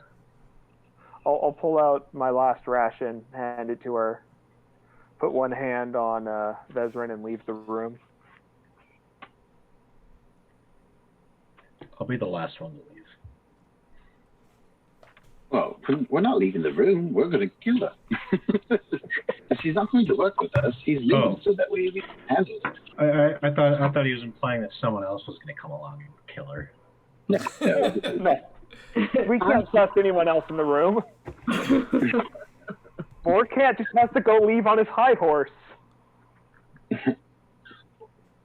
Credible deniability. He needs credible deniability. Though I feel this guy would probably be pleased if he ended a demon. But regardless, if you're not going to cooperate, then there's no real reason to keep you around. I'm cooperating. I'm telling you the things that I can tell you. Well, you just told us that you knew something that you wouldn't tell us, that we should just leave you locked up, which means you know information that you could tell us, but you're choosing not to. Useless. I wonder... There's one stone on the island that's not like the others. That's all I can say. You would know it if you saw it. What? Useless information, then. It's not useful. It's not useless. It's important. Am I on the other side of the door? Can still hear this? Yeah. I'll just lean over. Eslov, it's no point. She's telling us something we already know. We already have a map to it. What's the point of listening to her any longer? I'm not going to do it. Don't look at me. Don't ask me to do it. Again. And she wiggles a little bit and she goes, Eslov. And she starts wiggling up against you in a way that is... Oh, magic missile her. He's not interested. He's not interested in human women. As soon as she does it, I hit her with 3 magic missiles to make her straighten up. All right. Hit her. Do your damage. Well, I should say he's not interested in demon women. All right, so it's 3 magic missiles, 3... Or human men, for that matter. 13 points. Dragonborn from his village tend to swing both ways. 13 points of force damage from the magic missiles, and I'll tell her, knock off her shit. Please stop doing that. We do not like your trying to charm my friends.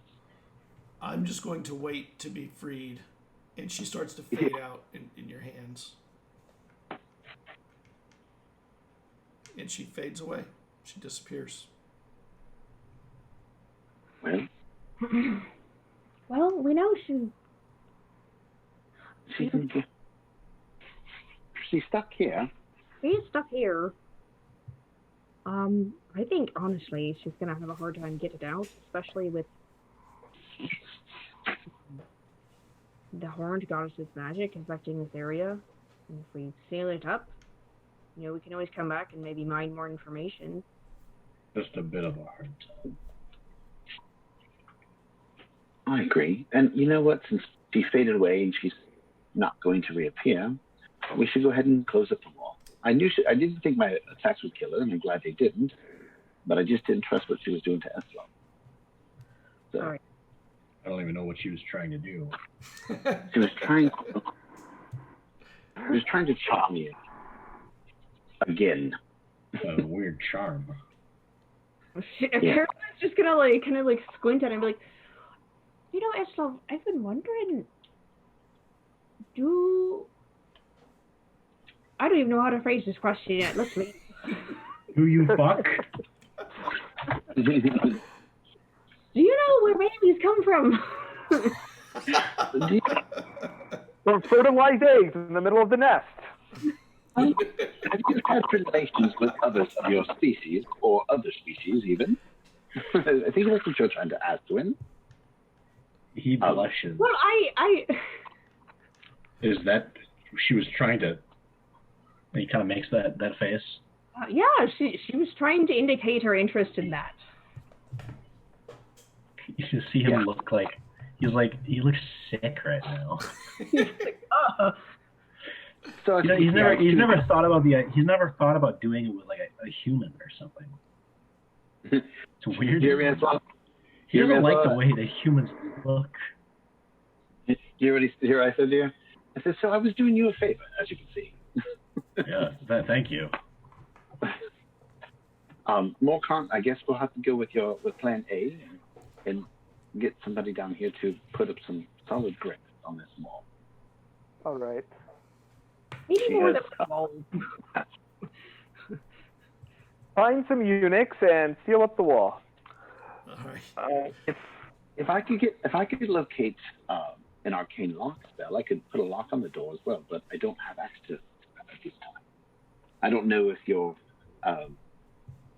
library has access to any kind of wizard spells, but if they did, then I could possibly transcribe it and use it to lock this door. Not many members of the Soul are wizards, but I'm assuming we can take a look. Yes. I think after we put up the new wall, we could, I don't know, do a couple more of those chalk outlines just to sort of stack the deck. I'm all for that as well. Let's go let Etta know what our plan is so she can make sure that it gets taken care of appropriately. Okay. Yes. Do you think that the wizard that we encountered, who talked to all of us, might be her friend in disguise? You know, I think it's a strong possibility. How often do you find strange wandering wizards and also run into demonic friends? So, I mean, where there's smoke, there's fire. I think it's a strong possibility, but it's also possible it's not related. Either way, I think we should go and think, I think we should go in action like we don't suspect him, so might let his guard down. Yes, this is true. He did give us a location where he should be staying. So perhaps we should... Vazarin, can she still hear us? I mean, I'm assuming we walked away at this point as we're talking outside. Oh, okay. As possible. We walked. Yeah, I thought you had left the room and Okay, that was just my brain thinking we were staying in the room having this conversation. No, and you do run into Etta on the way up the walkway. She's starting to head down. Etta, she yeah. appears to be trapped in there pretty well. Whatever you do, do not open the door. If you can find some people to do some masonry work with their ears plugged, and seal that door and then cover it with some chalk that we're going to give you, that would be lovely. Okay, I don't want to go near that door, actually.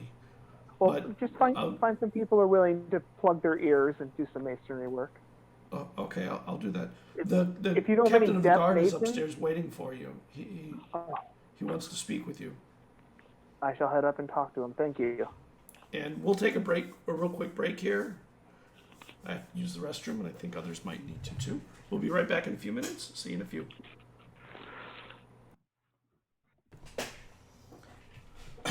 Welcome back, everybody. We had a short break, and we're all back in. They were all heading up the hallway, telling Etta to go get some stoneworkers to seal Jasmine into the room, killing her via starvation or thirst or whatever, because they want to become murderers too. The healing lamp is still down there. What? The healing lamp is still down there. Yeah, it's so nice to be kept at one. It'll Permanently. be alive for years.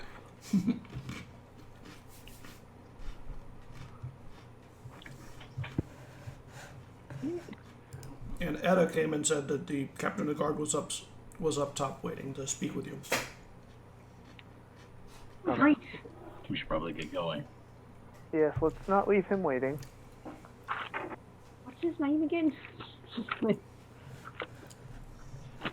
was his name? Fine. We'll just call him Captain. Perfect idea. Hello, Captain. How can I help you? The artists we have there, the three of them, they're scaring the guards. They're talking like nothing we've seen or heard before, and it's really just I don't know how to explain it. And we don't know whether you want us to just knock them out and keep them knocked out, or what. What are they doing? Are they speaking in tongues? Or are they trying to... They're speaking, they'll go from one language to another, but they're also, it's like they're talking to themselves, like crazy people, like they've gone mad. Well, they probably have. Did you not deal with people who have gone mad in the guard? They were locked down there for a very long time. I can't imagine they'd be too sane. Probably valid. You know, there's probably a lot of trauma that they've gone through. Try and find some sympathy, Captain. Well, I am. That's why I came to get you, to find some sympathy. My guards are not prepared for these people. We could lock them in a room, and then I thought that may not be any different than what they were in. I mean, I'll talk with them and see if there's anything we can do. We'll see where we can help out in this situation. Yes. I mean, it may come down to perhaps having to secure them in a room for some time until they begin to come off of whatever magical input she put on them. Yeah, maybe this is some kind of withdrawal. Who knows? So, yes. Let's get them, okay? Lead the way, Captain. And Etta goes, I'll go get the masons. Hopefully Yeah, they'll be preferably done by death 3 weeks. masons if you can find some. And you guys head out.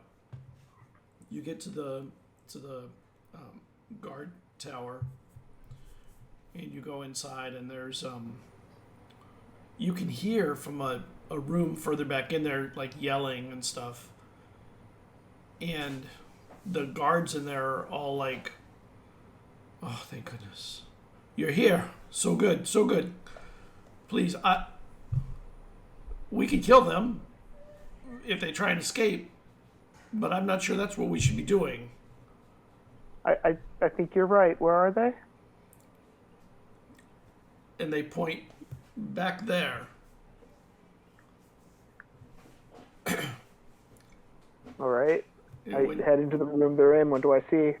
And you see there are other people in cells around here, but there's a cell in the back with the 3 of them, and they're all chained to a chain into the wall. And like their leg is chained to the wall. And they're in there yelling and talking and to each other like super loud. "No, my friend, no! Leave me here! Don't diminish me!" He yells out at somebody. Hello? Hello, how are you? How have you been doing?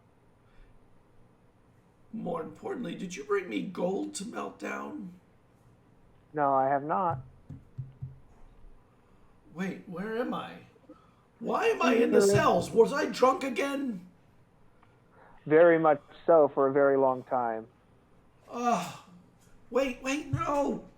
And then the voice changes. It's like, no.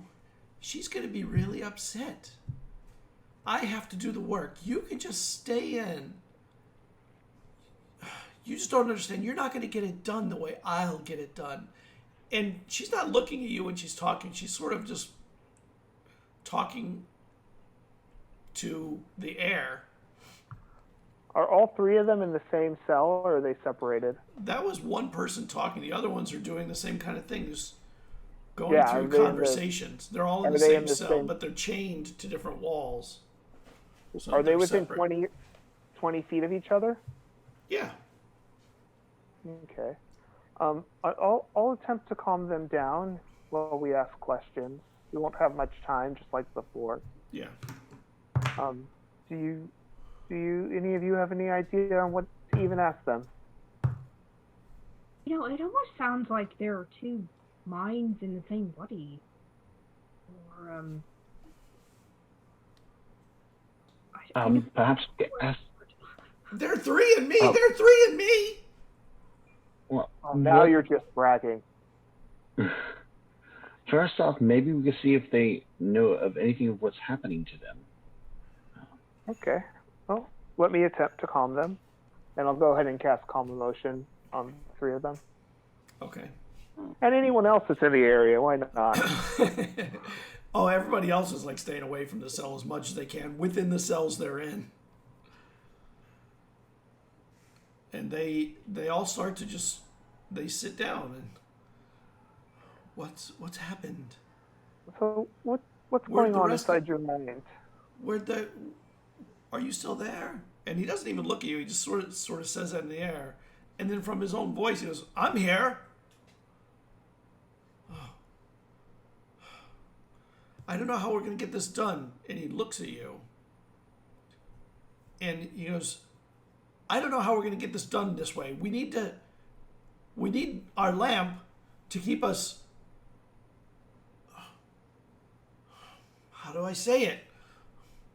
To keep all of us inside of us working and capable.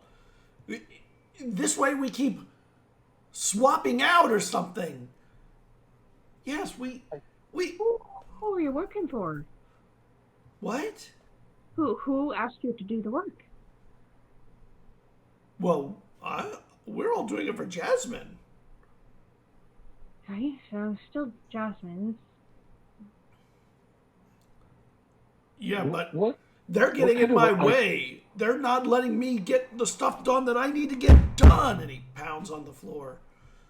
What Shh, kind shh, of- shh, shh. You should calm down. I told him. And he says that to himself.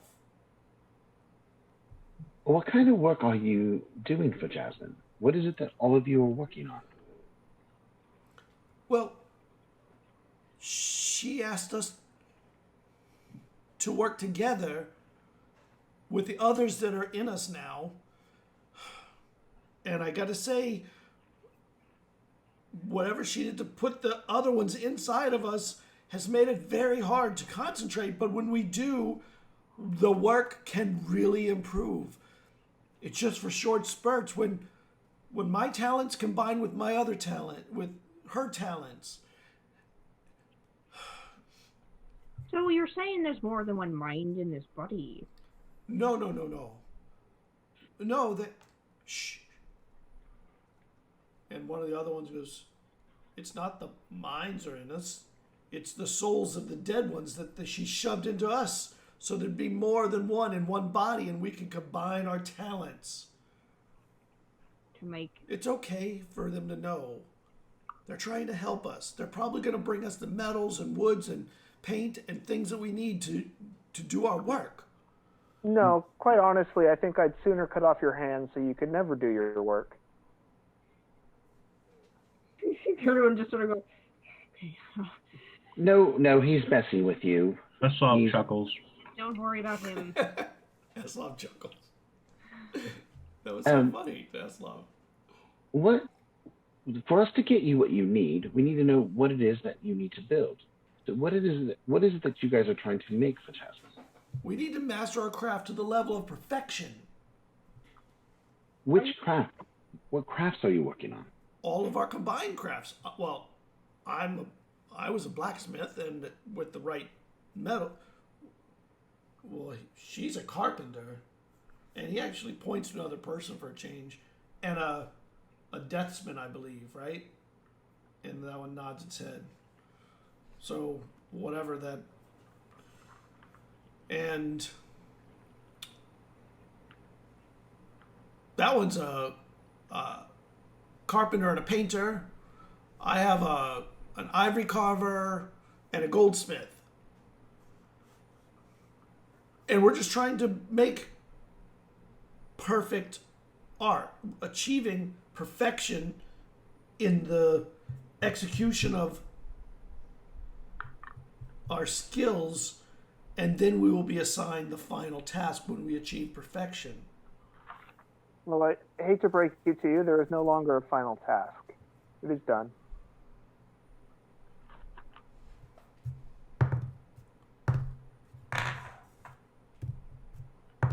What do you mean there's no final task? I mean, it's over. We've What do you put mean? an end to it. No more final task. No more Jasmine. You killed Jasmine? She's no longer working on this project. Well, She's done with it. Kind of. Permanently removed. And one of them Into charges the at you until the chain keeps him back. Like, how dare you? I need my task. How am I going to keep the other ones sated? They're going to take over me.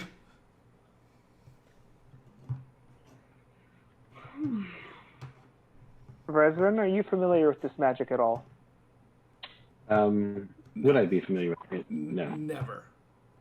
I've never encountered magic quite like this. This is You would very never powerful. even imagine anything like that. This is definitely some powerful stuff. Taking souls and binding them to one body. I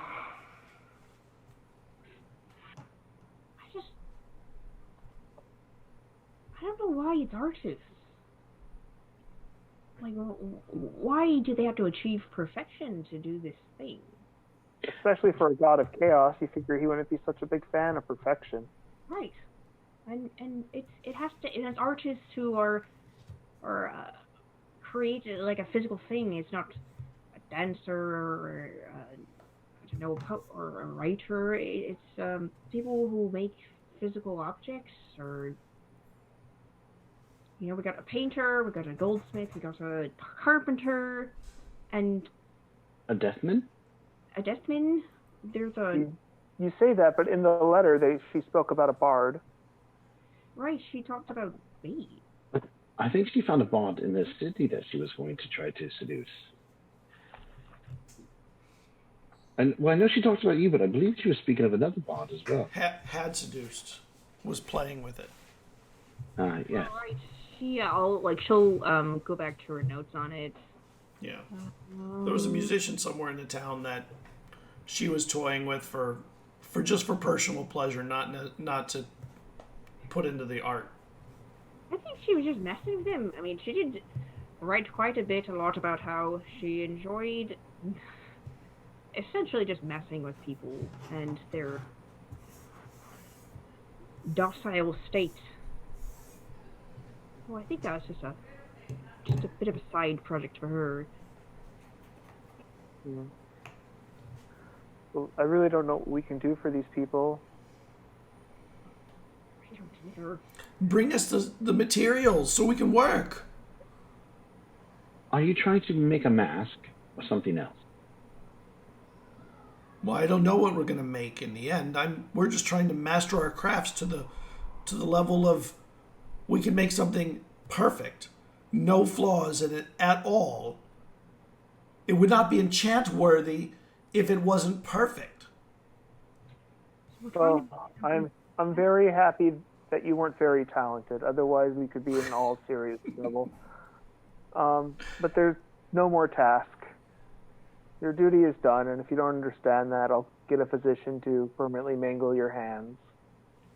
Is there Morkan, anything else I can do for you? Morkan, I don't understand. No. You don't want to kill a demon. You don't want to be present in a demon's life. But people who have been tortured and tormented and had their souls combined into one being, you have no problem mingling their hands? Seems very I'll pull odd. back. I'm like, I don't need to mangle their hands. They just need to know that the option is over. I understand that, but they may not understand it because of the enchantments and the magic that has been enforced upon them. Perhaps. What will Yeah, happen if we just don't? I mean, I think what we really need to ask is like, what will happen to them if we just keep not letting them work? Like, are they just going to go crazy? Is this permanent damage? I don't think this can be undone. I mean, Well, anything that can be done can be undone. You just have to have... like resurrect like 8 people and put them back. It's just like I'm not saying you can necessarily resurrect everyone, but you might be able to unbind the souls that are, combined together. I mean, it's not really true. fair for all the souls to be stuck in one body. Scott, when I did the calm emotions, does it seem like nothing changed, as if either they all made the save or that my spell did nothing? No, they calmed down. They stopped yelling at Okay. each other and stuff. They got chill. Okay. No, we But have I mean, somebody. We have but when you say you're going to cut their hands off, they got a little less chill. Scott, you have a bot in the chat, just so you know. Another one? Damn. Like every week. I It's know, me. two I'm of just them. posting it. So, just wanted you to be aware. Thank you. Oh, sorry, Morkan. I wasn't sure if you truly meant that. It was kind of scary cold the way you said it. So, No, I'm just trying to put the idea into their head that they really do not have an option here. Because we clearly can't let them keep working on these pieces. no, we can't. But I don't know. I mean, if we did let them work, it might lead us. I mean, they're not really doing anything but their work. It seems to me like they're saying that they're not working on any particular project. They're just trying to work on their craft to become the best. Now, I'm not saying we should let them work on any particular project, but I mean, if it keeps them calm, it might make it easier for the gods to keep an eye on them. The downside is if they do perfect their crafts and somebody does break them out, then they might be able to be used for whatever enchantment that they're trying to be doing.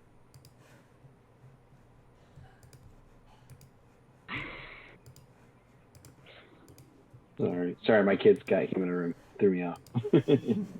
Scott, this is a weird question. You haven't sent them to bed yet. Oh, my favorite.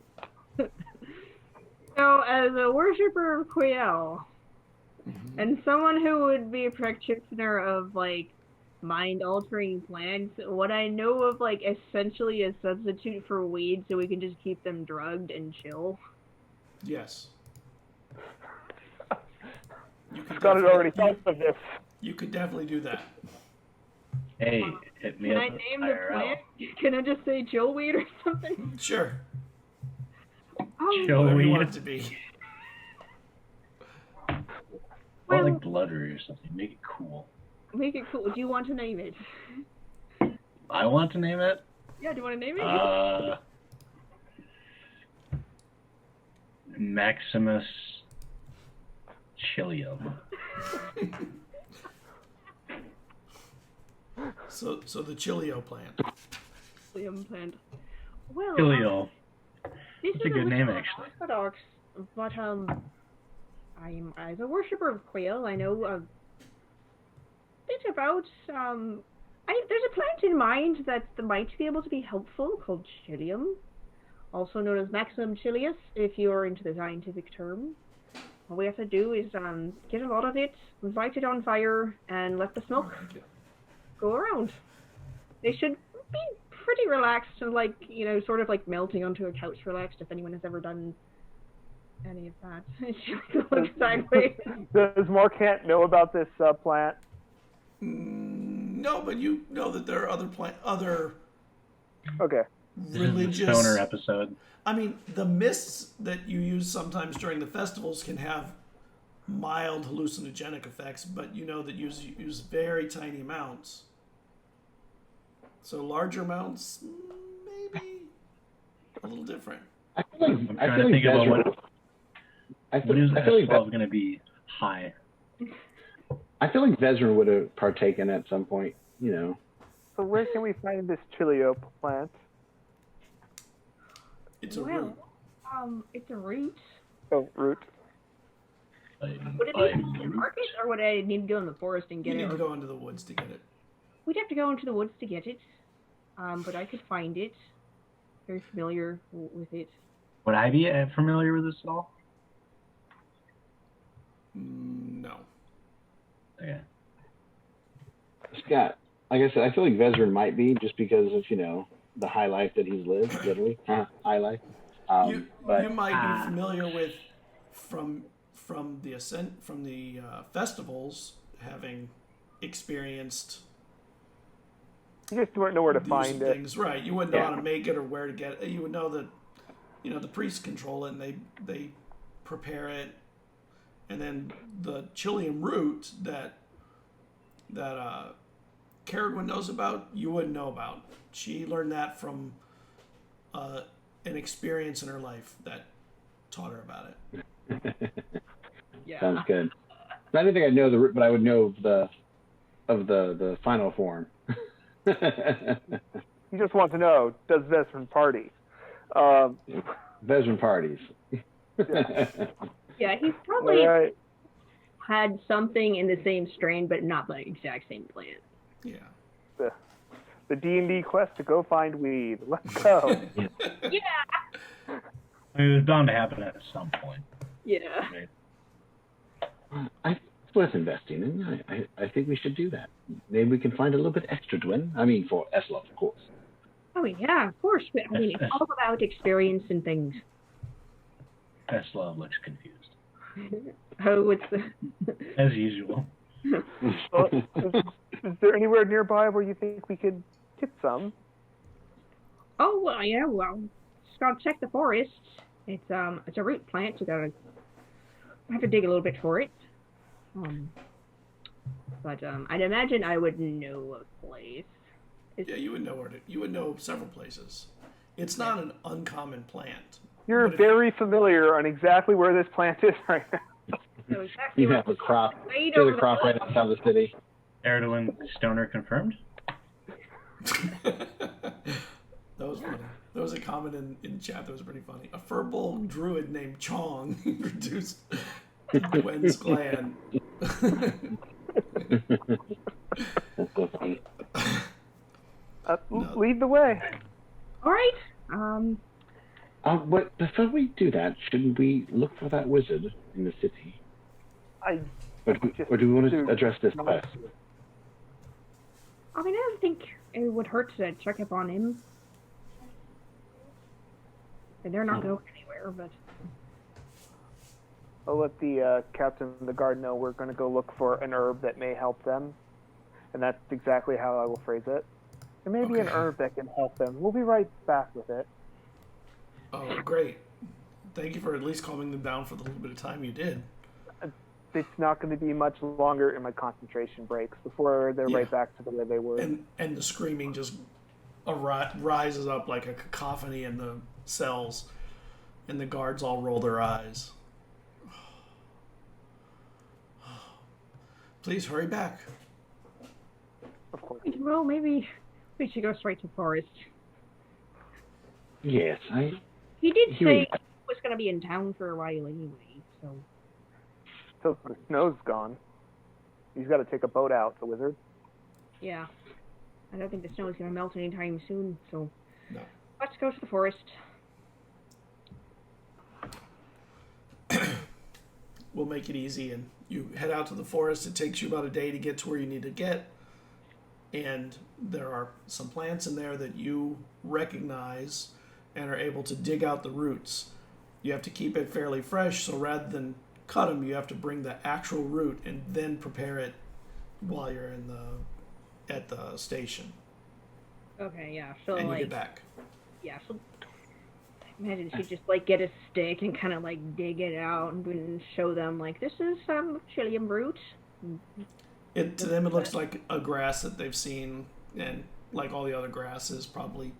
Yeah, it looks really it looks it looks pretty similar to the common grasses, but you just notice that it has this bit of tuft that's a little different, and so she'll just start gathering them. And can you get a little extra Dwin for us? You never know. We might enjoy it after a night of victory or something. oh, I'm already way ahead of you. Oh, I knew I liked you, Dwin. We are going to get along just fine. And you get back to town.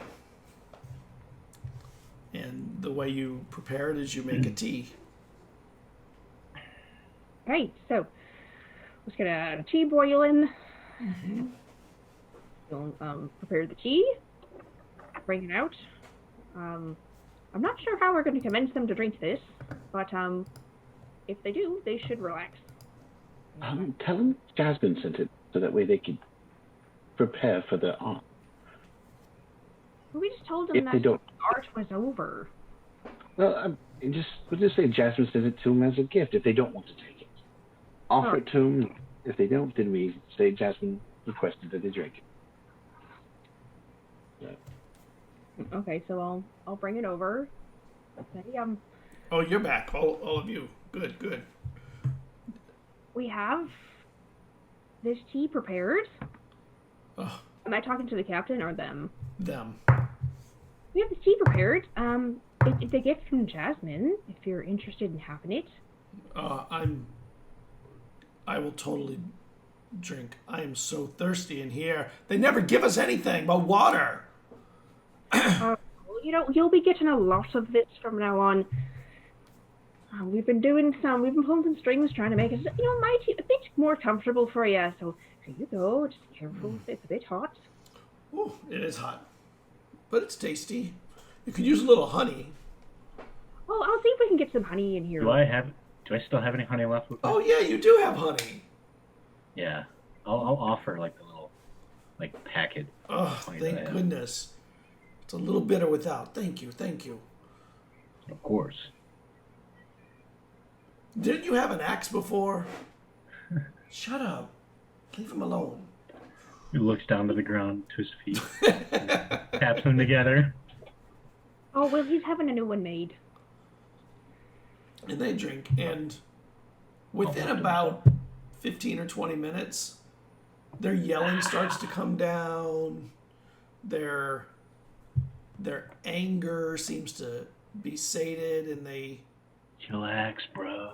start sitting and just doing Feel the mostly vibes. nothing. Okay. I want to find, like... And the guards are all clapping for you. Thank you. How long will that last, you think? It'll last a day, easy.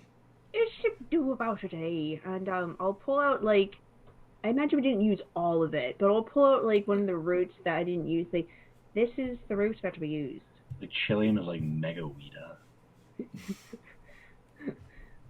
And you can find it in the forest, and if you boil it into a tea, then that's how this is prepared. And if she'll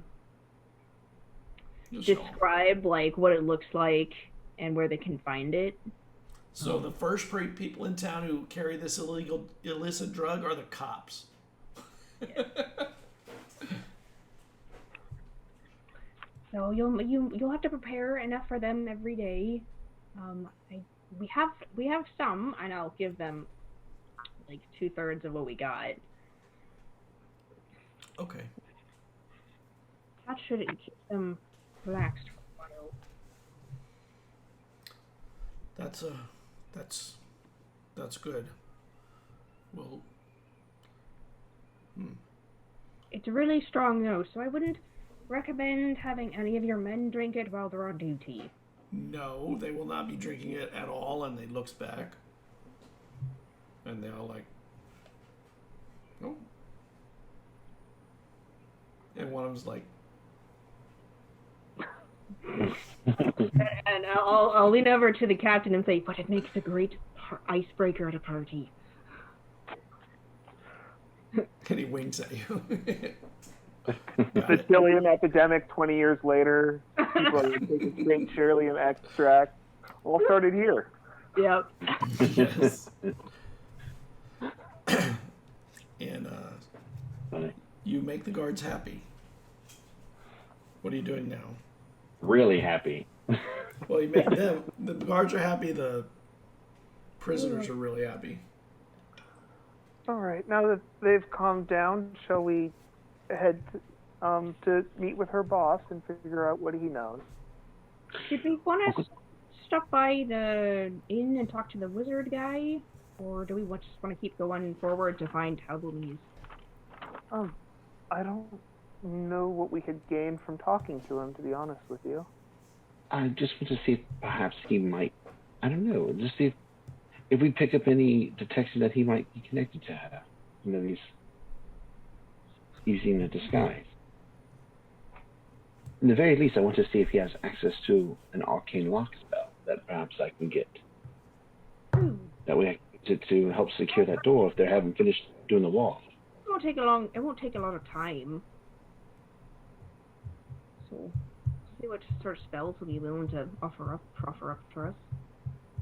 And then for any information he knows, I think it would be good just to, knock it off our list to see if, to ascertain if he's this, Argothe person? Corden. Before we leave, I want to ask the captain of the guard how the people in the tower are doing. You mean the other artists? Yeah. They've all kind of, how do you say, I wouldn't say they're back to their work, but they're in recovery, I would say. Excellent. These three were very different. Yes, of course. Thank you, Captain. And you head out. And where are you going then? You're gonna. Oh, you're gonna go see. Let's go to the inn. Yeah. Okay. And you go to the inn. See there? Is it time for Betty Bye? It's by this time it's probably late in the day. I wouldn't say Betty Bye, but it's. What was his name? By the way, you said this was like a day later, right? Because you said it took us a day to get out there. Yeah. Mm-hmm. So we would have been fully rested by now, right? Yeah. Play a You'd bit. be rested. Just to make sure so I can get my spells back. Oh, Aita. good. Aita. Capta. Yeah, Aitas. There, yeah. My notes for that one. Aita. Yep. Aitas. Yep. Aeetes. Can make a joke about that, but I'm not. Yeah, I think I heard that joke too. That's another one. Oh, poor Scott. So Aita, is that the captain you said, or is that the guy we're going to go see? That's the guy we're going to see. Yeah, that's the wizard, right? Yeah. The treasure hunting wizard. All right. Who I labeled as short pirate wizard, but did not put his name down. Pirate wizard. Yeah, a bit of a pirate wizard. So we'll head to the location that he informed us that he'd be staying at. Yeah, he said he'd be at the inn. Both are down somewhere.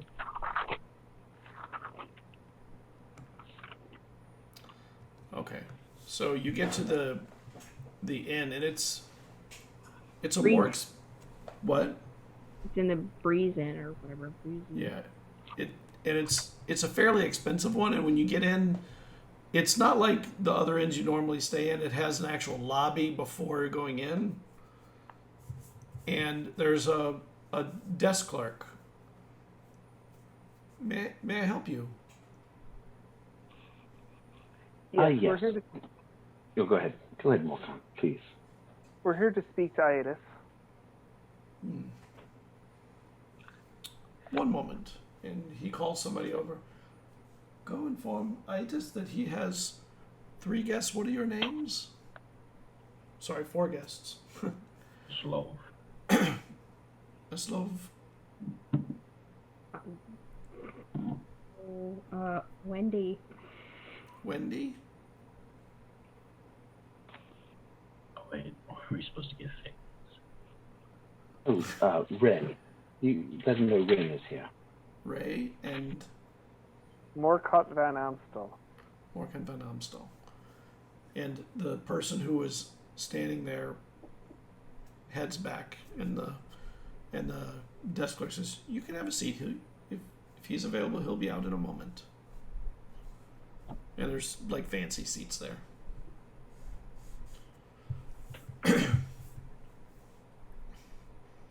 And Vesna will sit down and feel how comfortable the chairs are. And a few moments later, he comes down.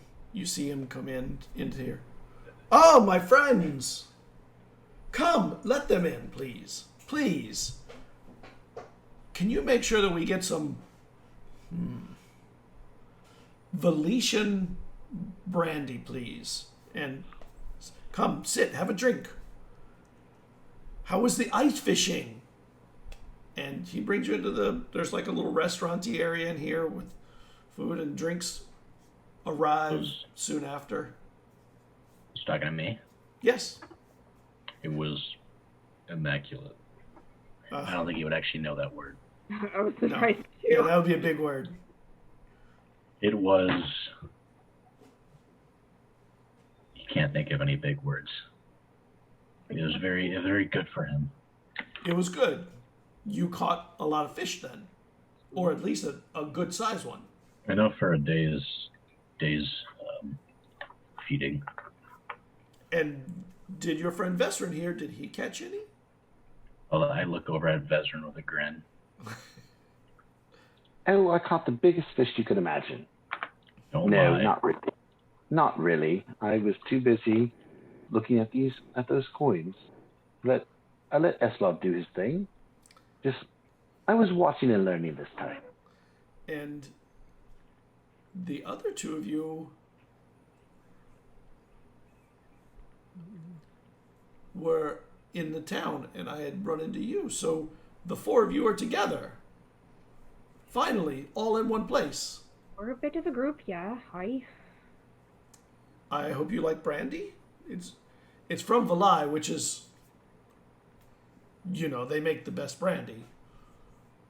Oh, I love a spot of brandy here and there. I'm not really one for drinking. Thank you, though. Come on, Morgan. Just one drink.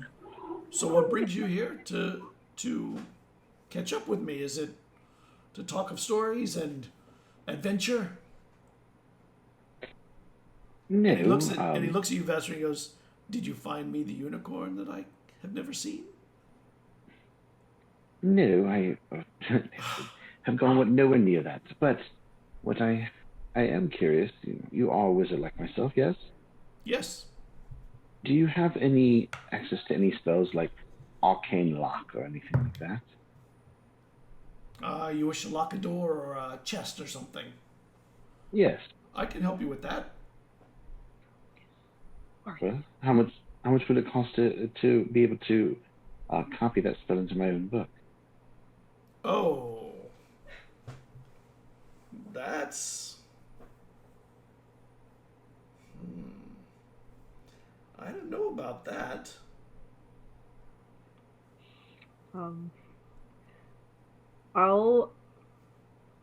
Kierduin's gonna reach over and put her hand on his knee and say, "Well, perhaps we can come to some sort of arrangement."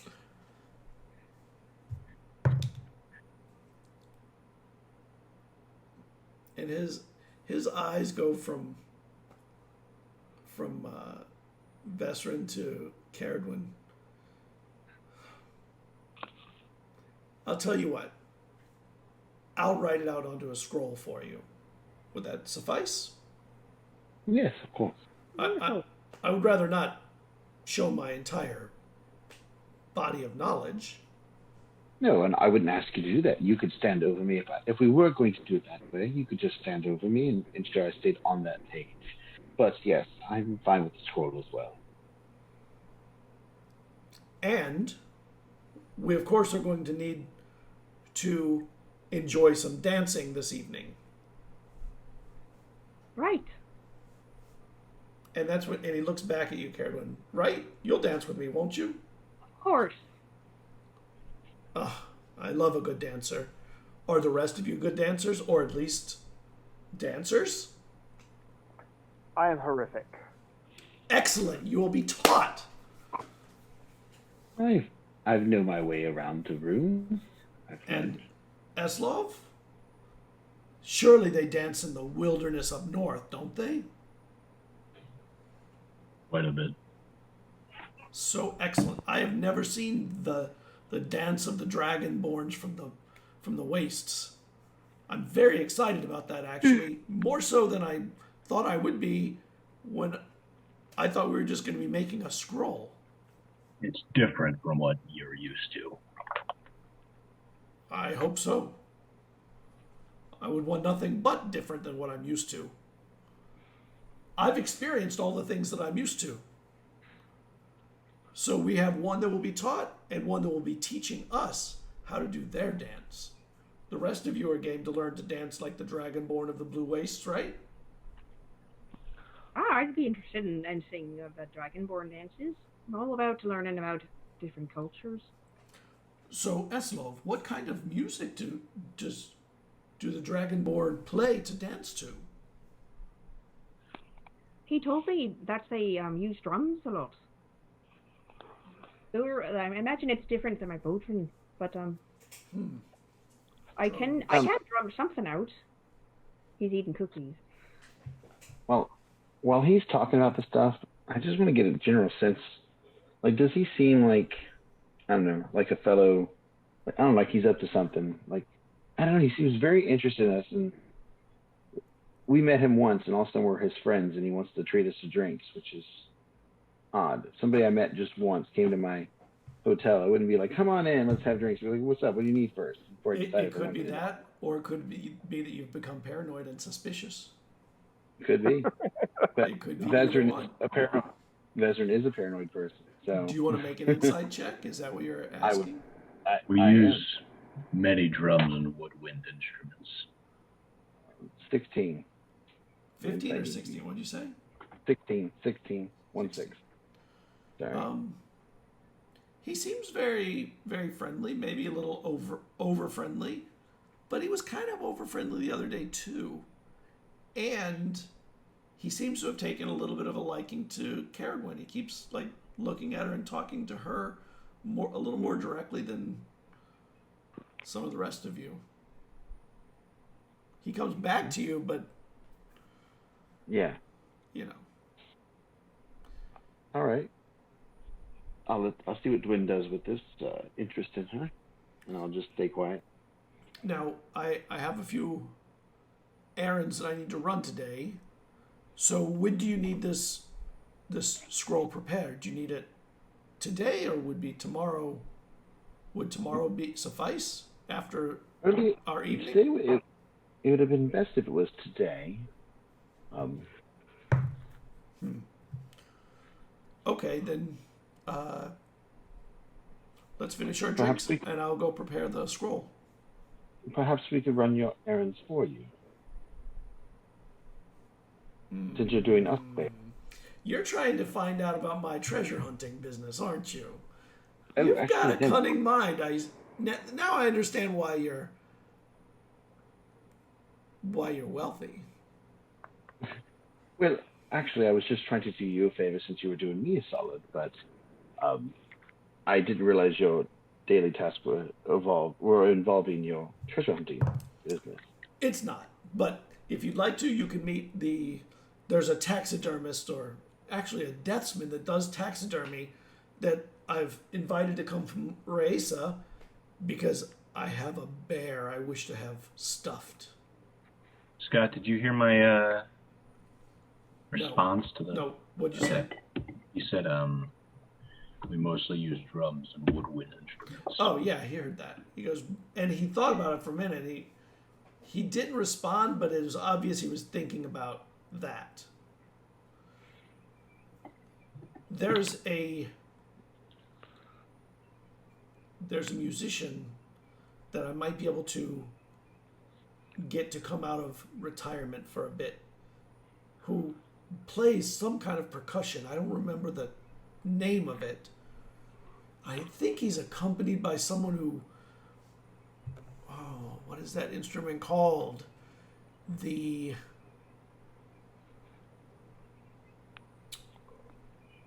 trying to remember the name. It's such a bizarre instrument. The psaltery. And Karen, you know that a psaltery is sort of like a little tiny zither. Do you know what a zither is? That sounds familiar. I'll look it up. It's like a it's like a table harp kind of thing. Yeah. And a psaltery, which starts PS, is like a much smaller, finer one. So it's probably got a sharper, higher pitched attack. Okay, it's like a little triangle with like. Yeah. Okay. And maybe you could accompany them. You're a musician, I see. I can see the instrument on your back. I can do drum on my Bodhran, and I can do flute, and I have a cruse, so I can. So you have the drums. Although if you play the drums, you can't do the dancing. It's true. That's a bit of a problem, since I mean, I'll be owed a dance for the scroll. So well, I can probably. I mean, the drums. Once you get the hang of it, you just have to keep the beat. So I might be able to get, Morkant or Vezrin to do the drumming. what do you think, Vezrin or Morkant? Do you think you could drum? I've never tried. It doesn't take much. If you can keep a rhythm going, you can drum. I'm sure there's more to it than that. Eslo, there are many people who can't keep a rhythm going for 4 beats. Believe it or not. Doesn't seem to know what a beat means. Maybe you probably know what a beat is. It's I- actually maybe the not. Maybe music- just think of it as as a rhythm. Get the rhythm. Going. Music theory for them doesn't really exist. It's just kind of You're probably right. You probably don't know what a beat is exactly. It's a strike on the drum. like you can kind of fathom that it's like a thump at least. I'll bring the percussion player also. That way you'll be freed up from the requirements to continue the music from your perspective, unless you want to join them later, after our dance. So, Vesser, if you'd like, you are the one who needs the scroll, who will be using it correctly. Correct. Yes. So why don't we take leave and I'll do the transcription while your compatriots finish their brandies. Are you guys okay with that, or would you? I can come with you if you like. I'm not drinking a brandy. Sure. Yes, you I mean, will. is it? Yes, you are. I actually wouldn't mind if Morkant came with us. He has no interest in magic, and he doesn't really want to partake in the drinking, so perhaps he'd be good for conversation upstairs. Of course. Come. And he bows. I'll see you shortly, Caradwin and Eslov. If you'd like, Eslov, I could get them to probably get you some fish, although it will probably come out gross and cooked.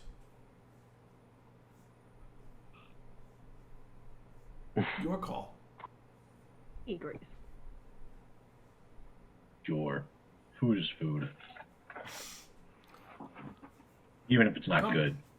And he calls a waiter over. Whatever they like. He loves fish. Make sure, as a matter of fact, if you can give him some fish that isn't cooked, even better. And the waiter stands and takes an order while the 3 of you head up. Right as we start to head up, I'll say, "Oh, 1 second, hold on." I'll have and the I- carp, please. What? I'll have the carp, please. The carp? The carp. Delicious. Nice and bony. So just as we're starting to go up the stairs, 1 second. I need to remind Dwyn of something, and I'll run over to Dwyn and I'll say, if we come down seeming odd or anything, be suspect. I find it very weird that he happens to be bringing in somebody from an artist from another city, when the letter spoke of somebody coming from another city. All right, I'll keep an eye out. So that's why I wanted Morkant to go with me as well. Better in numbers. So yeah, if you can remember that for me later, Dwyn, I would appreciate that. And I'll turn and go back upstairs. You are ready?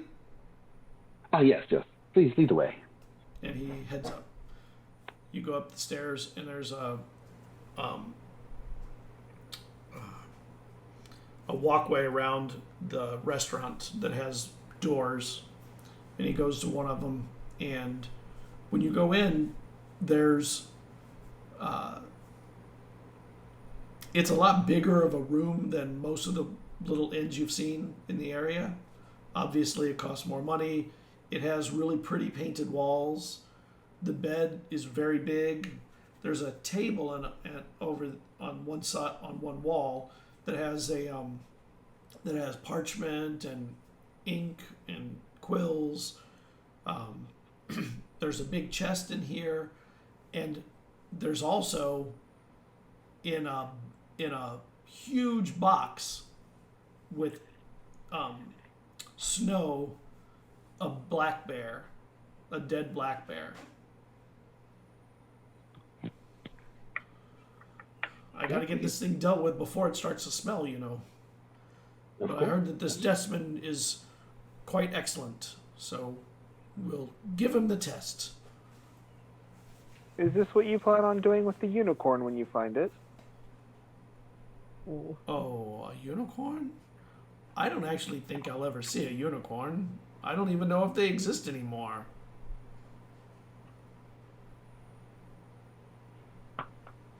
Well, they may exist. Perhaps they hidden away from us.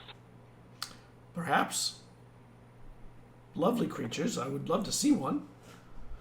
And he sits down at his desk with the parchment, and he pulls a book out of his robe, and he opens it up, and he actually does something to the book, and it goes right to the page rather than showing every page. Mm-hmm. And he dips and he casts a spell so that he can transcribe it, and he starts writing it out. So tell me about yourselves. What is it you wish to know? Okay, Vezran, what brings you to Phelan? Your family is from Cairo, is it not? That's where the family crest is from. Yes, well, my mother was from this city before she ascended, and I just felt it would be nice to come here and see where my mother, grew up as a child. Since I personally haven't really ever been here before. Or, well, it was a long time since I've been here.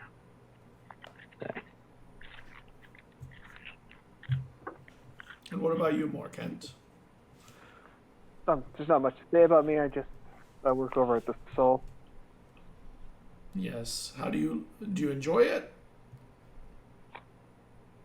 Well, of course. It's what I do.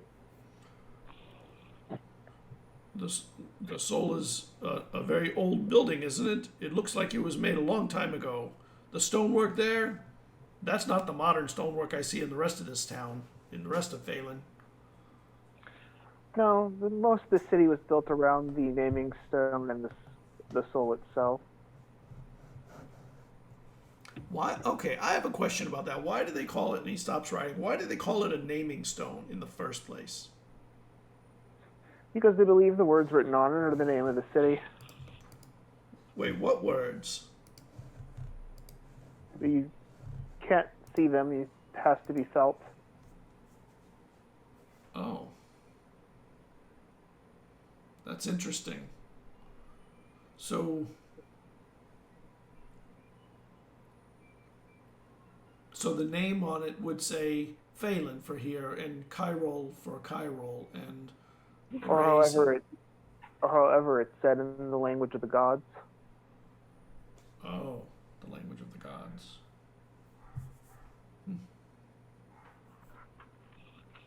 Which gods do you think named all the towns? I'm going to see how he responds, and I'm going to say Khalees. Or was it Khalees? I can never... I'm so terrible. Kalius. Khalees. I heard a story once that it was Khalees. And he stops just for a moment and then keeps writing. Nonsense. What a worthless god that is. Yeah, it's mostly just children's tales. My mother read me books as a boy. Make a perception check. Who, both of us? Yeah, both. Natural 19. 9. 19 plus perception is 3, so 22. There was a brief pause in his writing, and it seemed like he was like when you're shocked by something, you have to take a moment to take it in, and then he continued writing as if he didn't want to be noticed that he was taking in that. Mm-hmm. That's not a god that I know. I would have expected Akor or Quiel or, I don't know, Mave or Torve or something. It was for sure Akor. There's no way some lesser peasant god could have done such a thing. What is what is a peasant weakling god? like that. Oh, like, One you know, that like after this schism had little to no power left and worked at the will of the real gods, like Akor. when he says, like, what's that? I say, like, Karos.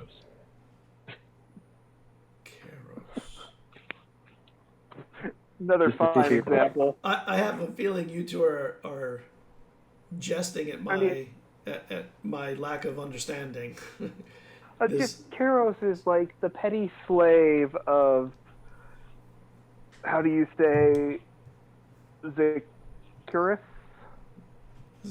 Oh, yes, the god of chaos, the one who gave him its ability. The one that allows Karos to still live. What a sad little god that Karos is. And he goes the scroll has been completed, and he hands it to you. My apologies if that went over your head.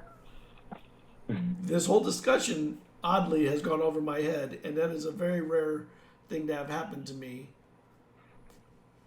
Insight check. Okay, go ahead.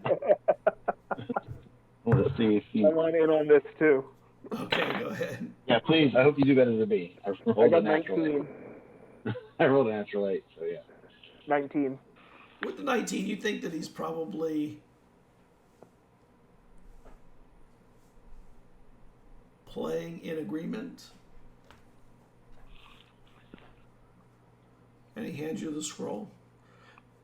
Well, we should get downstairs. We do have to get ready for quite the dance this evening. One last question. I think you're right. One last question. Yes. You're a treasure hunter. I mean, are dead black bears really treasure? I was just curious as to why you hunted down a black bear. I mean, if you're a treasure hunter and you're having somebody come in. I mean, what? I would assume you'd be looking for ancient artifacts or swords of legends. Oh, I am totally doing that. But in the meantime, when there are things that hunting can be an option to keep one's mind occupied while you search out the next big opportunity. And I am stuck on the island for a while more until the seas thaw out. And he stands and he starts walking towards the door. Please. I say, I am definitely in your debt for this scroll. Is there any way that I should owe you some coin as well for this? I know that Dwin's going to owe you a wonderful dance. I know she's very talented in the music and dancing area, so that will definitely be a treat. But do I owe you any coin for this scroll?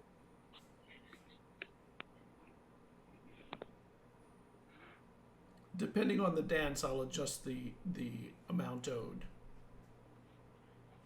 Then I'll have to tell Dwin to do her absolute best.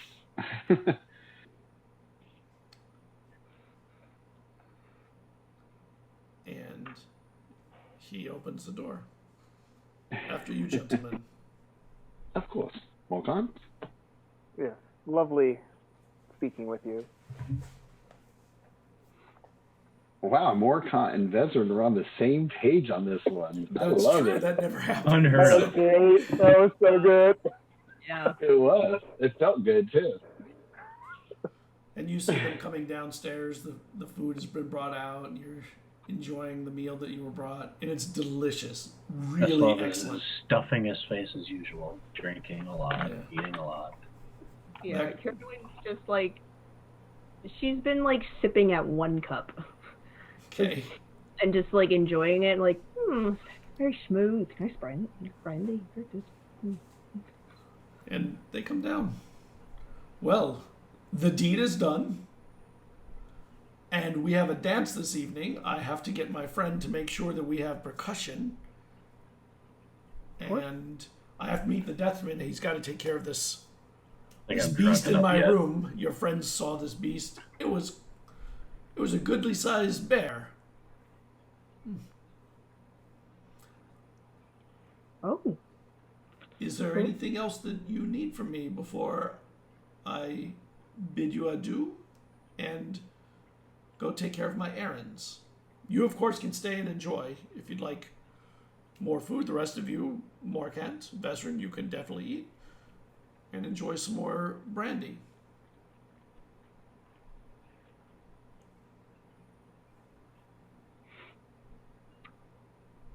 Eslov is trying to get smashed. It is customary before a dance to get wasted.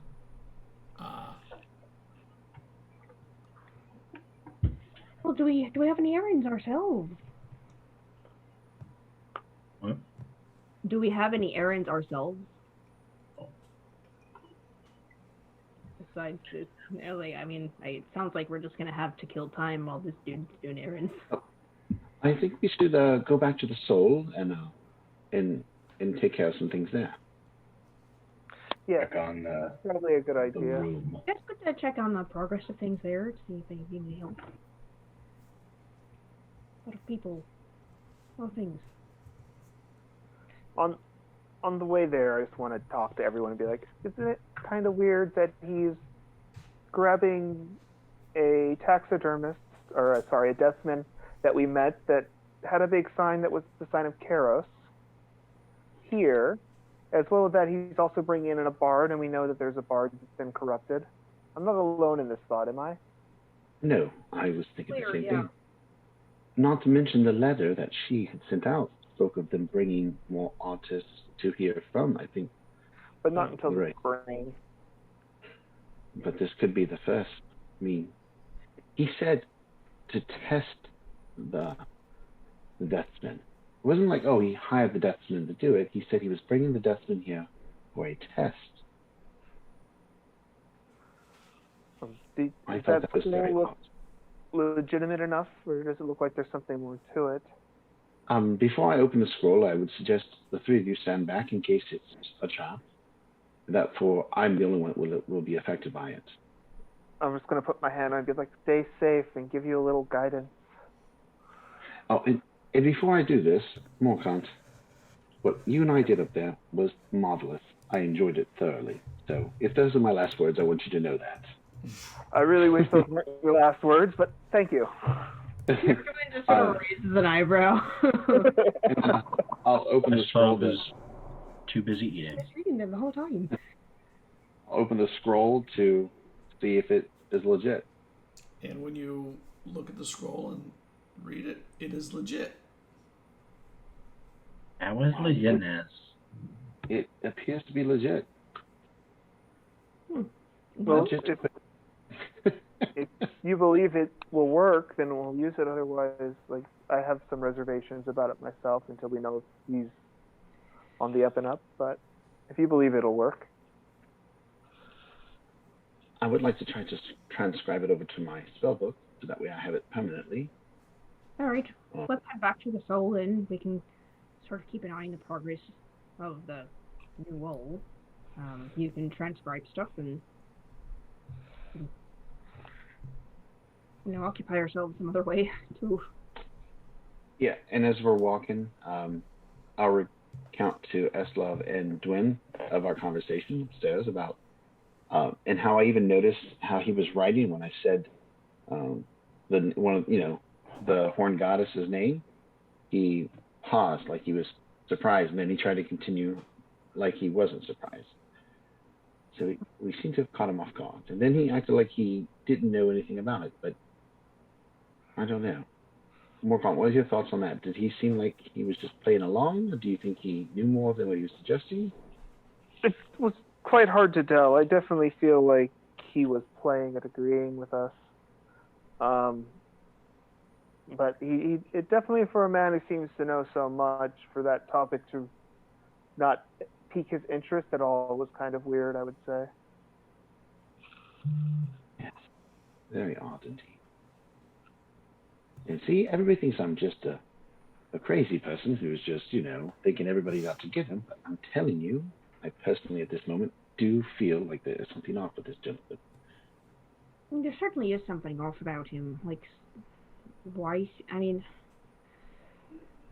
I want to believe he's friendly just to be friendly, but I think he's being a bit too friendly. Like, he's trying a bit too hard. You know what I mean? Yes, I mean... He's a little over-eager to have us over. Well, the mages are all simps.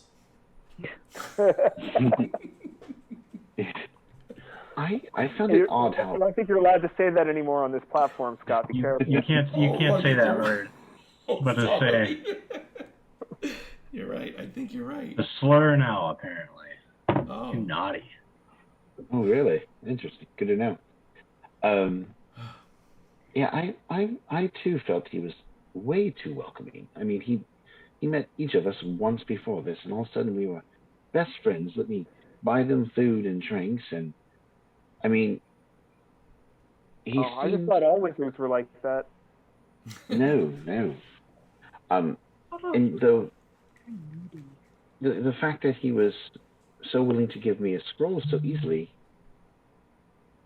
not even talking price. I mean, speaking of which, Dwayne, if he is on the up and up, I need you to give him the best dance of his life. Well, I can certainly put forth effort into that. I am a mighty performer. But he hesitate until I stepped in.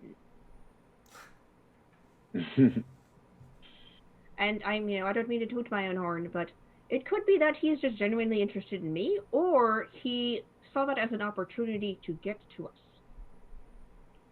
I know. That's what I'm curious about. A lot to think about with this one. But I definitely think it was worth doing. I agree. I mean, we seem to have gotten a legitimate spell. I think that's always worth it. It's a little tool in our kit. Yes. All right.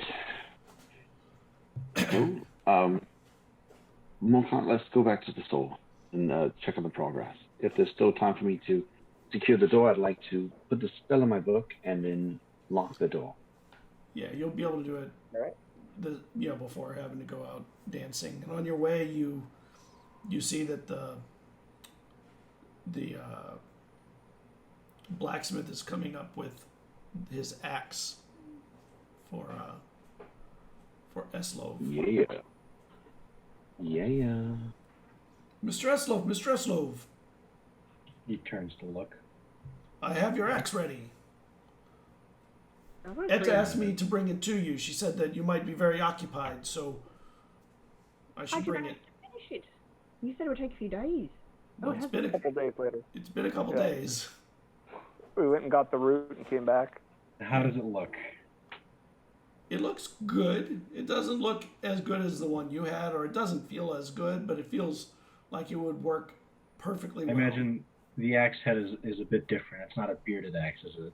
No. It's more like probably a European style battle axe. But it's got weight and bulk to it. He looks down at it and he's noticeably disappointed. Oh, I'm sorry. Did I make it wrong? No, it'll work. It's good enough, but it's just not what I expected. I suppose my standards for axes are a tad too high. Anyway, I'm not typically a weaponsmith. I'm led to. I think I'm supposed to give you money now or something. Yes.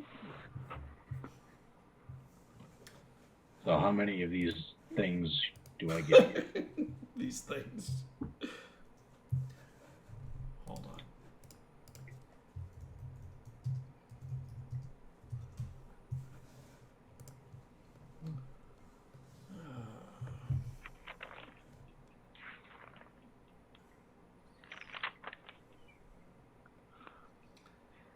goes that. Uh, hmm. I'm very upset that it disappointed you. We'll call it 8 gold pieces, and it will cover my time and costs. He pulls out his little wallet or wherever he's keeping gold, and he counts them out. He has 7 of them. Okay. I'll hand over 2 more gold coins with. Yes, I was going to do the same. For all this reaching into our purses. Okay, Michael's making me laugh so much in the chat. It's when you get the knockoff brand for Christmas.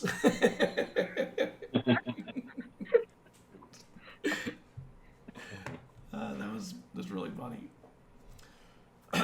So yeah, he takes it and he just holds it for a second. He's looking at it. He kind of. Would you like me to work it differently to meet more your expectation? Maybe you could spend a little time with me, and I can make it more Perhaps. to your liking. I think we're busy right now, unfortunately. Okay. Well, thank you for your patronage. Perhaps another time. Yes. In between sessions, maybe. And he bows and backs up a bit and heads back. Thank you so much. Before he heads lean off, over. I lean over to one of my party members. Am I supposed to do that back to him? Am I supposed to bow as well? No, keep it good choice. he's just a little weird. Okay, I'll wave instead. Waving's good. Bowing's more formal. I think a wave is appropriate. Yeah. Or just a nod. I just think he's not used to somebody like you, and you've given him an actual weapon to make. So good on you, keeping his craft job. So is it more like a battle axe, or is it like a hatchet that's been attached to a long stick? It's a battle axe. It's just Okay. he's not a professional weaponsmith. He's a blacksmith that Right. occasionally makes something like this, but It's a little crude, just a bit. it's not the expert quality that a weaponsmith would do. Well, neither was my previous axe. It was better than this one. But It was better. yeah. That's because the Nords make the best stuff. Yeah.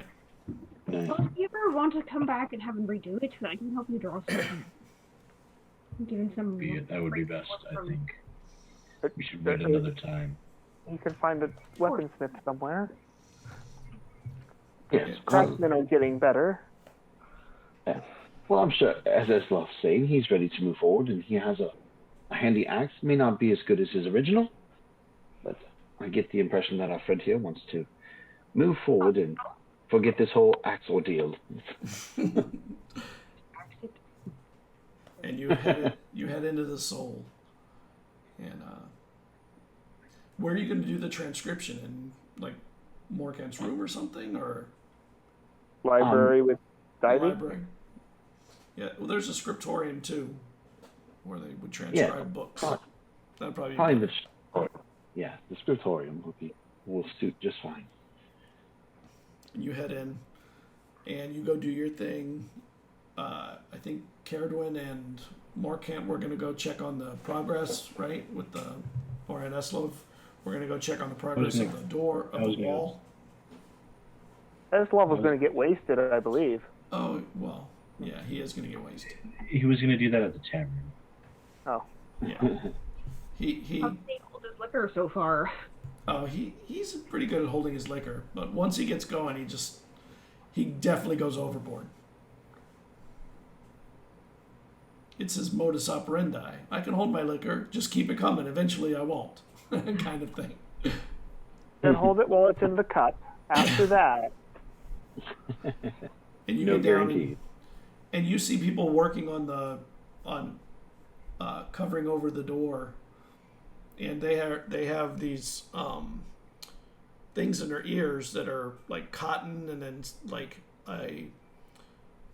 almost like a cup wrapped around their head, keeping the sound from getting in. Do we hear anything from where we are? You hear the as they put down grout or whatever it would be, and slide bricks in. We don't hear Jasmine though. No. I imagine she would have been screaming her head off. Oh, that would maybe yesterday, but today her throat would be sore and she'd be done with that activity. Yeah. I guess. Okay, no. And Anna comes down. She goes, "They're doing a great job. She screamed bloody murder yesterday. But these artisans agreed to keep their ears blocked. And it's a little scary having a demon in our... Are they demon or a devil? In our soul. But... Devil technique. I believe that this is... What you're doing is amazing. And... The Aponio, when he awakens, is going to be head over heels at the progress that you've been making on this venture. Yes, assuming he doesn't kill me, I think he'll be quite happy. He wouldn't kill you. He thinks of you almost as a son. That's I don't totally really- probably not right. I don't really feel like that's true or by choice. Well, Thanks. so when are we all going to have our dinner? You said we were going to have a dinner or something soon, and I just wanted to There is remind a you what it dance would... this evening. Oh yeah, we were invited to a dance. Would you like to come join us? I'm sure it's fine. I love dancing. I'm not very good at it. I'd love to dance with you. Ah, But it's fine. perfect. We discussed a lot of you will be teaching each other how to be doing the dancing and stuff. And she looks at Morkan. She goes, "You would dance with me this evening?" I'm not really much of a dancer. You will dance. I don't think I have much of a choice now. And she looks over at Carradine and asks, "Thank you. I will see you tonight. I can't wait." And she's all excited. Esloff just grins at you, Morkan. Now the whole party's in on it, bro. You're done. Totally. I know. And this is where we'll break. Standing at the Okay. plastering of the door. And the plastering of Esloff. You were getting plastered too. He was. Thank you, Oh, everybody. Can I do one more thing? Yes. So, after we solidify that the brick and mortar thing is happening and going, Carradine will go over to Bezrin and just ask him, "Do you mind if I watch you transcribe? I find it really interesting." I don't mind at all. It doesn't bother me any. Okay, so And I'll explain the process of what I'm doing, since she explained to me how the tea worked and what's the intricacies of, transcribing scrolls. And, as boring as it may sound, she may be fascinated by it, but he'll explain how it works for wizards. She's not somebody that you've ever seen get bored. Yeah. I find it all very interesting. Yeah. Grasp more of it than you had originally assumed she would. So. I don't know. I think Dwin's got a pretty good head on her shoulder, and she knows quite a bit. I think I wouldn't be as surprised as you think I'd be surprised. Now, who's really surprised here? As you explain it, she seems to have a pretty good grasp on the concepts you're giving to her. Yeah. Almost like she's heard it before. And, while he's doing that, he'd probably ask you questions about how your magics work as well. Just bardic magic versus mage magic kind of thing. So, and we'd probably have those little conversations. Yeah. It's a breakdown of how magic works. Yeah. You'll start to learn about arcane philosophies. Mm-hmm. And, She could use a tome for that, she perhaps. All right. Oh man, if only. Get that. That's what I want to do. And We with should that, keep advertising that. We should. It's cool. I bought it. It's a good book. I bought it too. I have no money. I do, but I have more important things to spend it on. Yeah, food. That It's sounds always mean, good. but it was a joke. Like, no, I don't have more important things to spend it on. All right. No Well, problem. hold on. Let's have this conversation offline. Yeah. All right. Good night, everybody. Anyway, thank you for joining watching. us tonight. We will see you in 2 weeks with the Merry next Christmas. episode. Happy And holidays. Happy Happy holidays.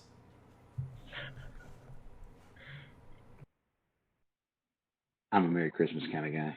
We just roasted the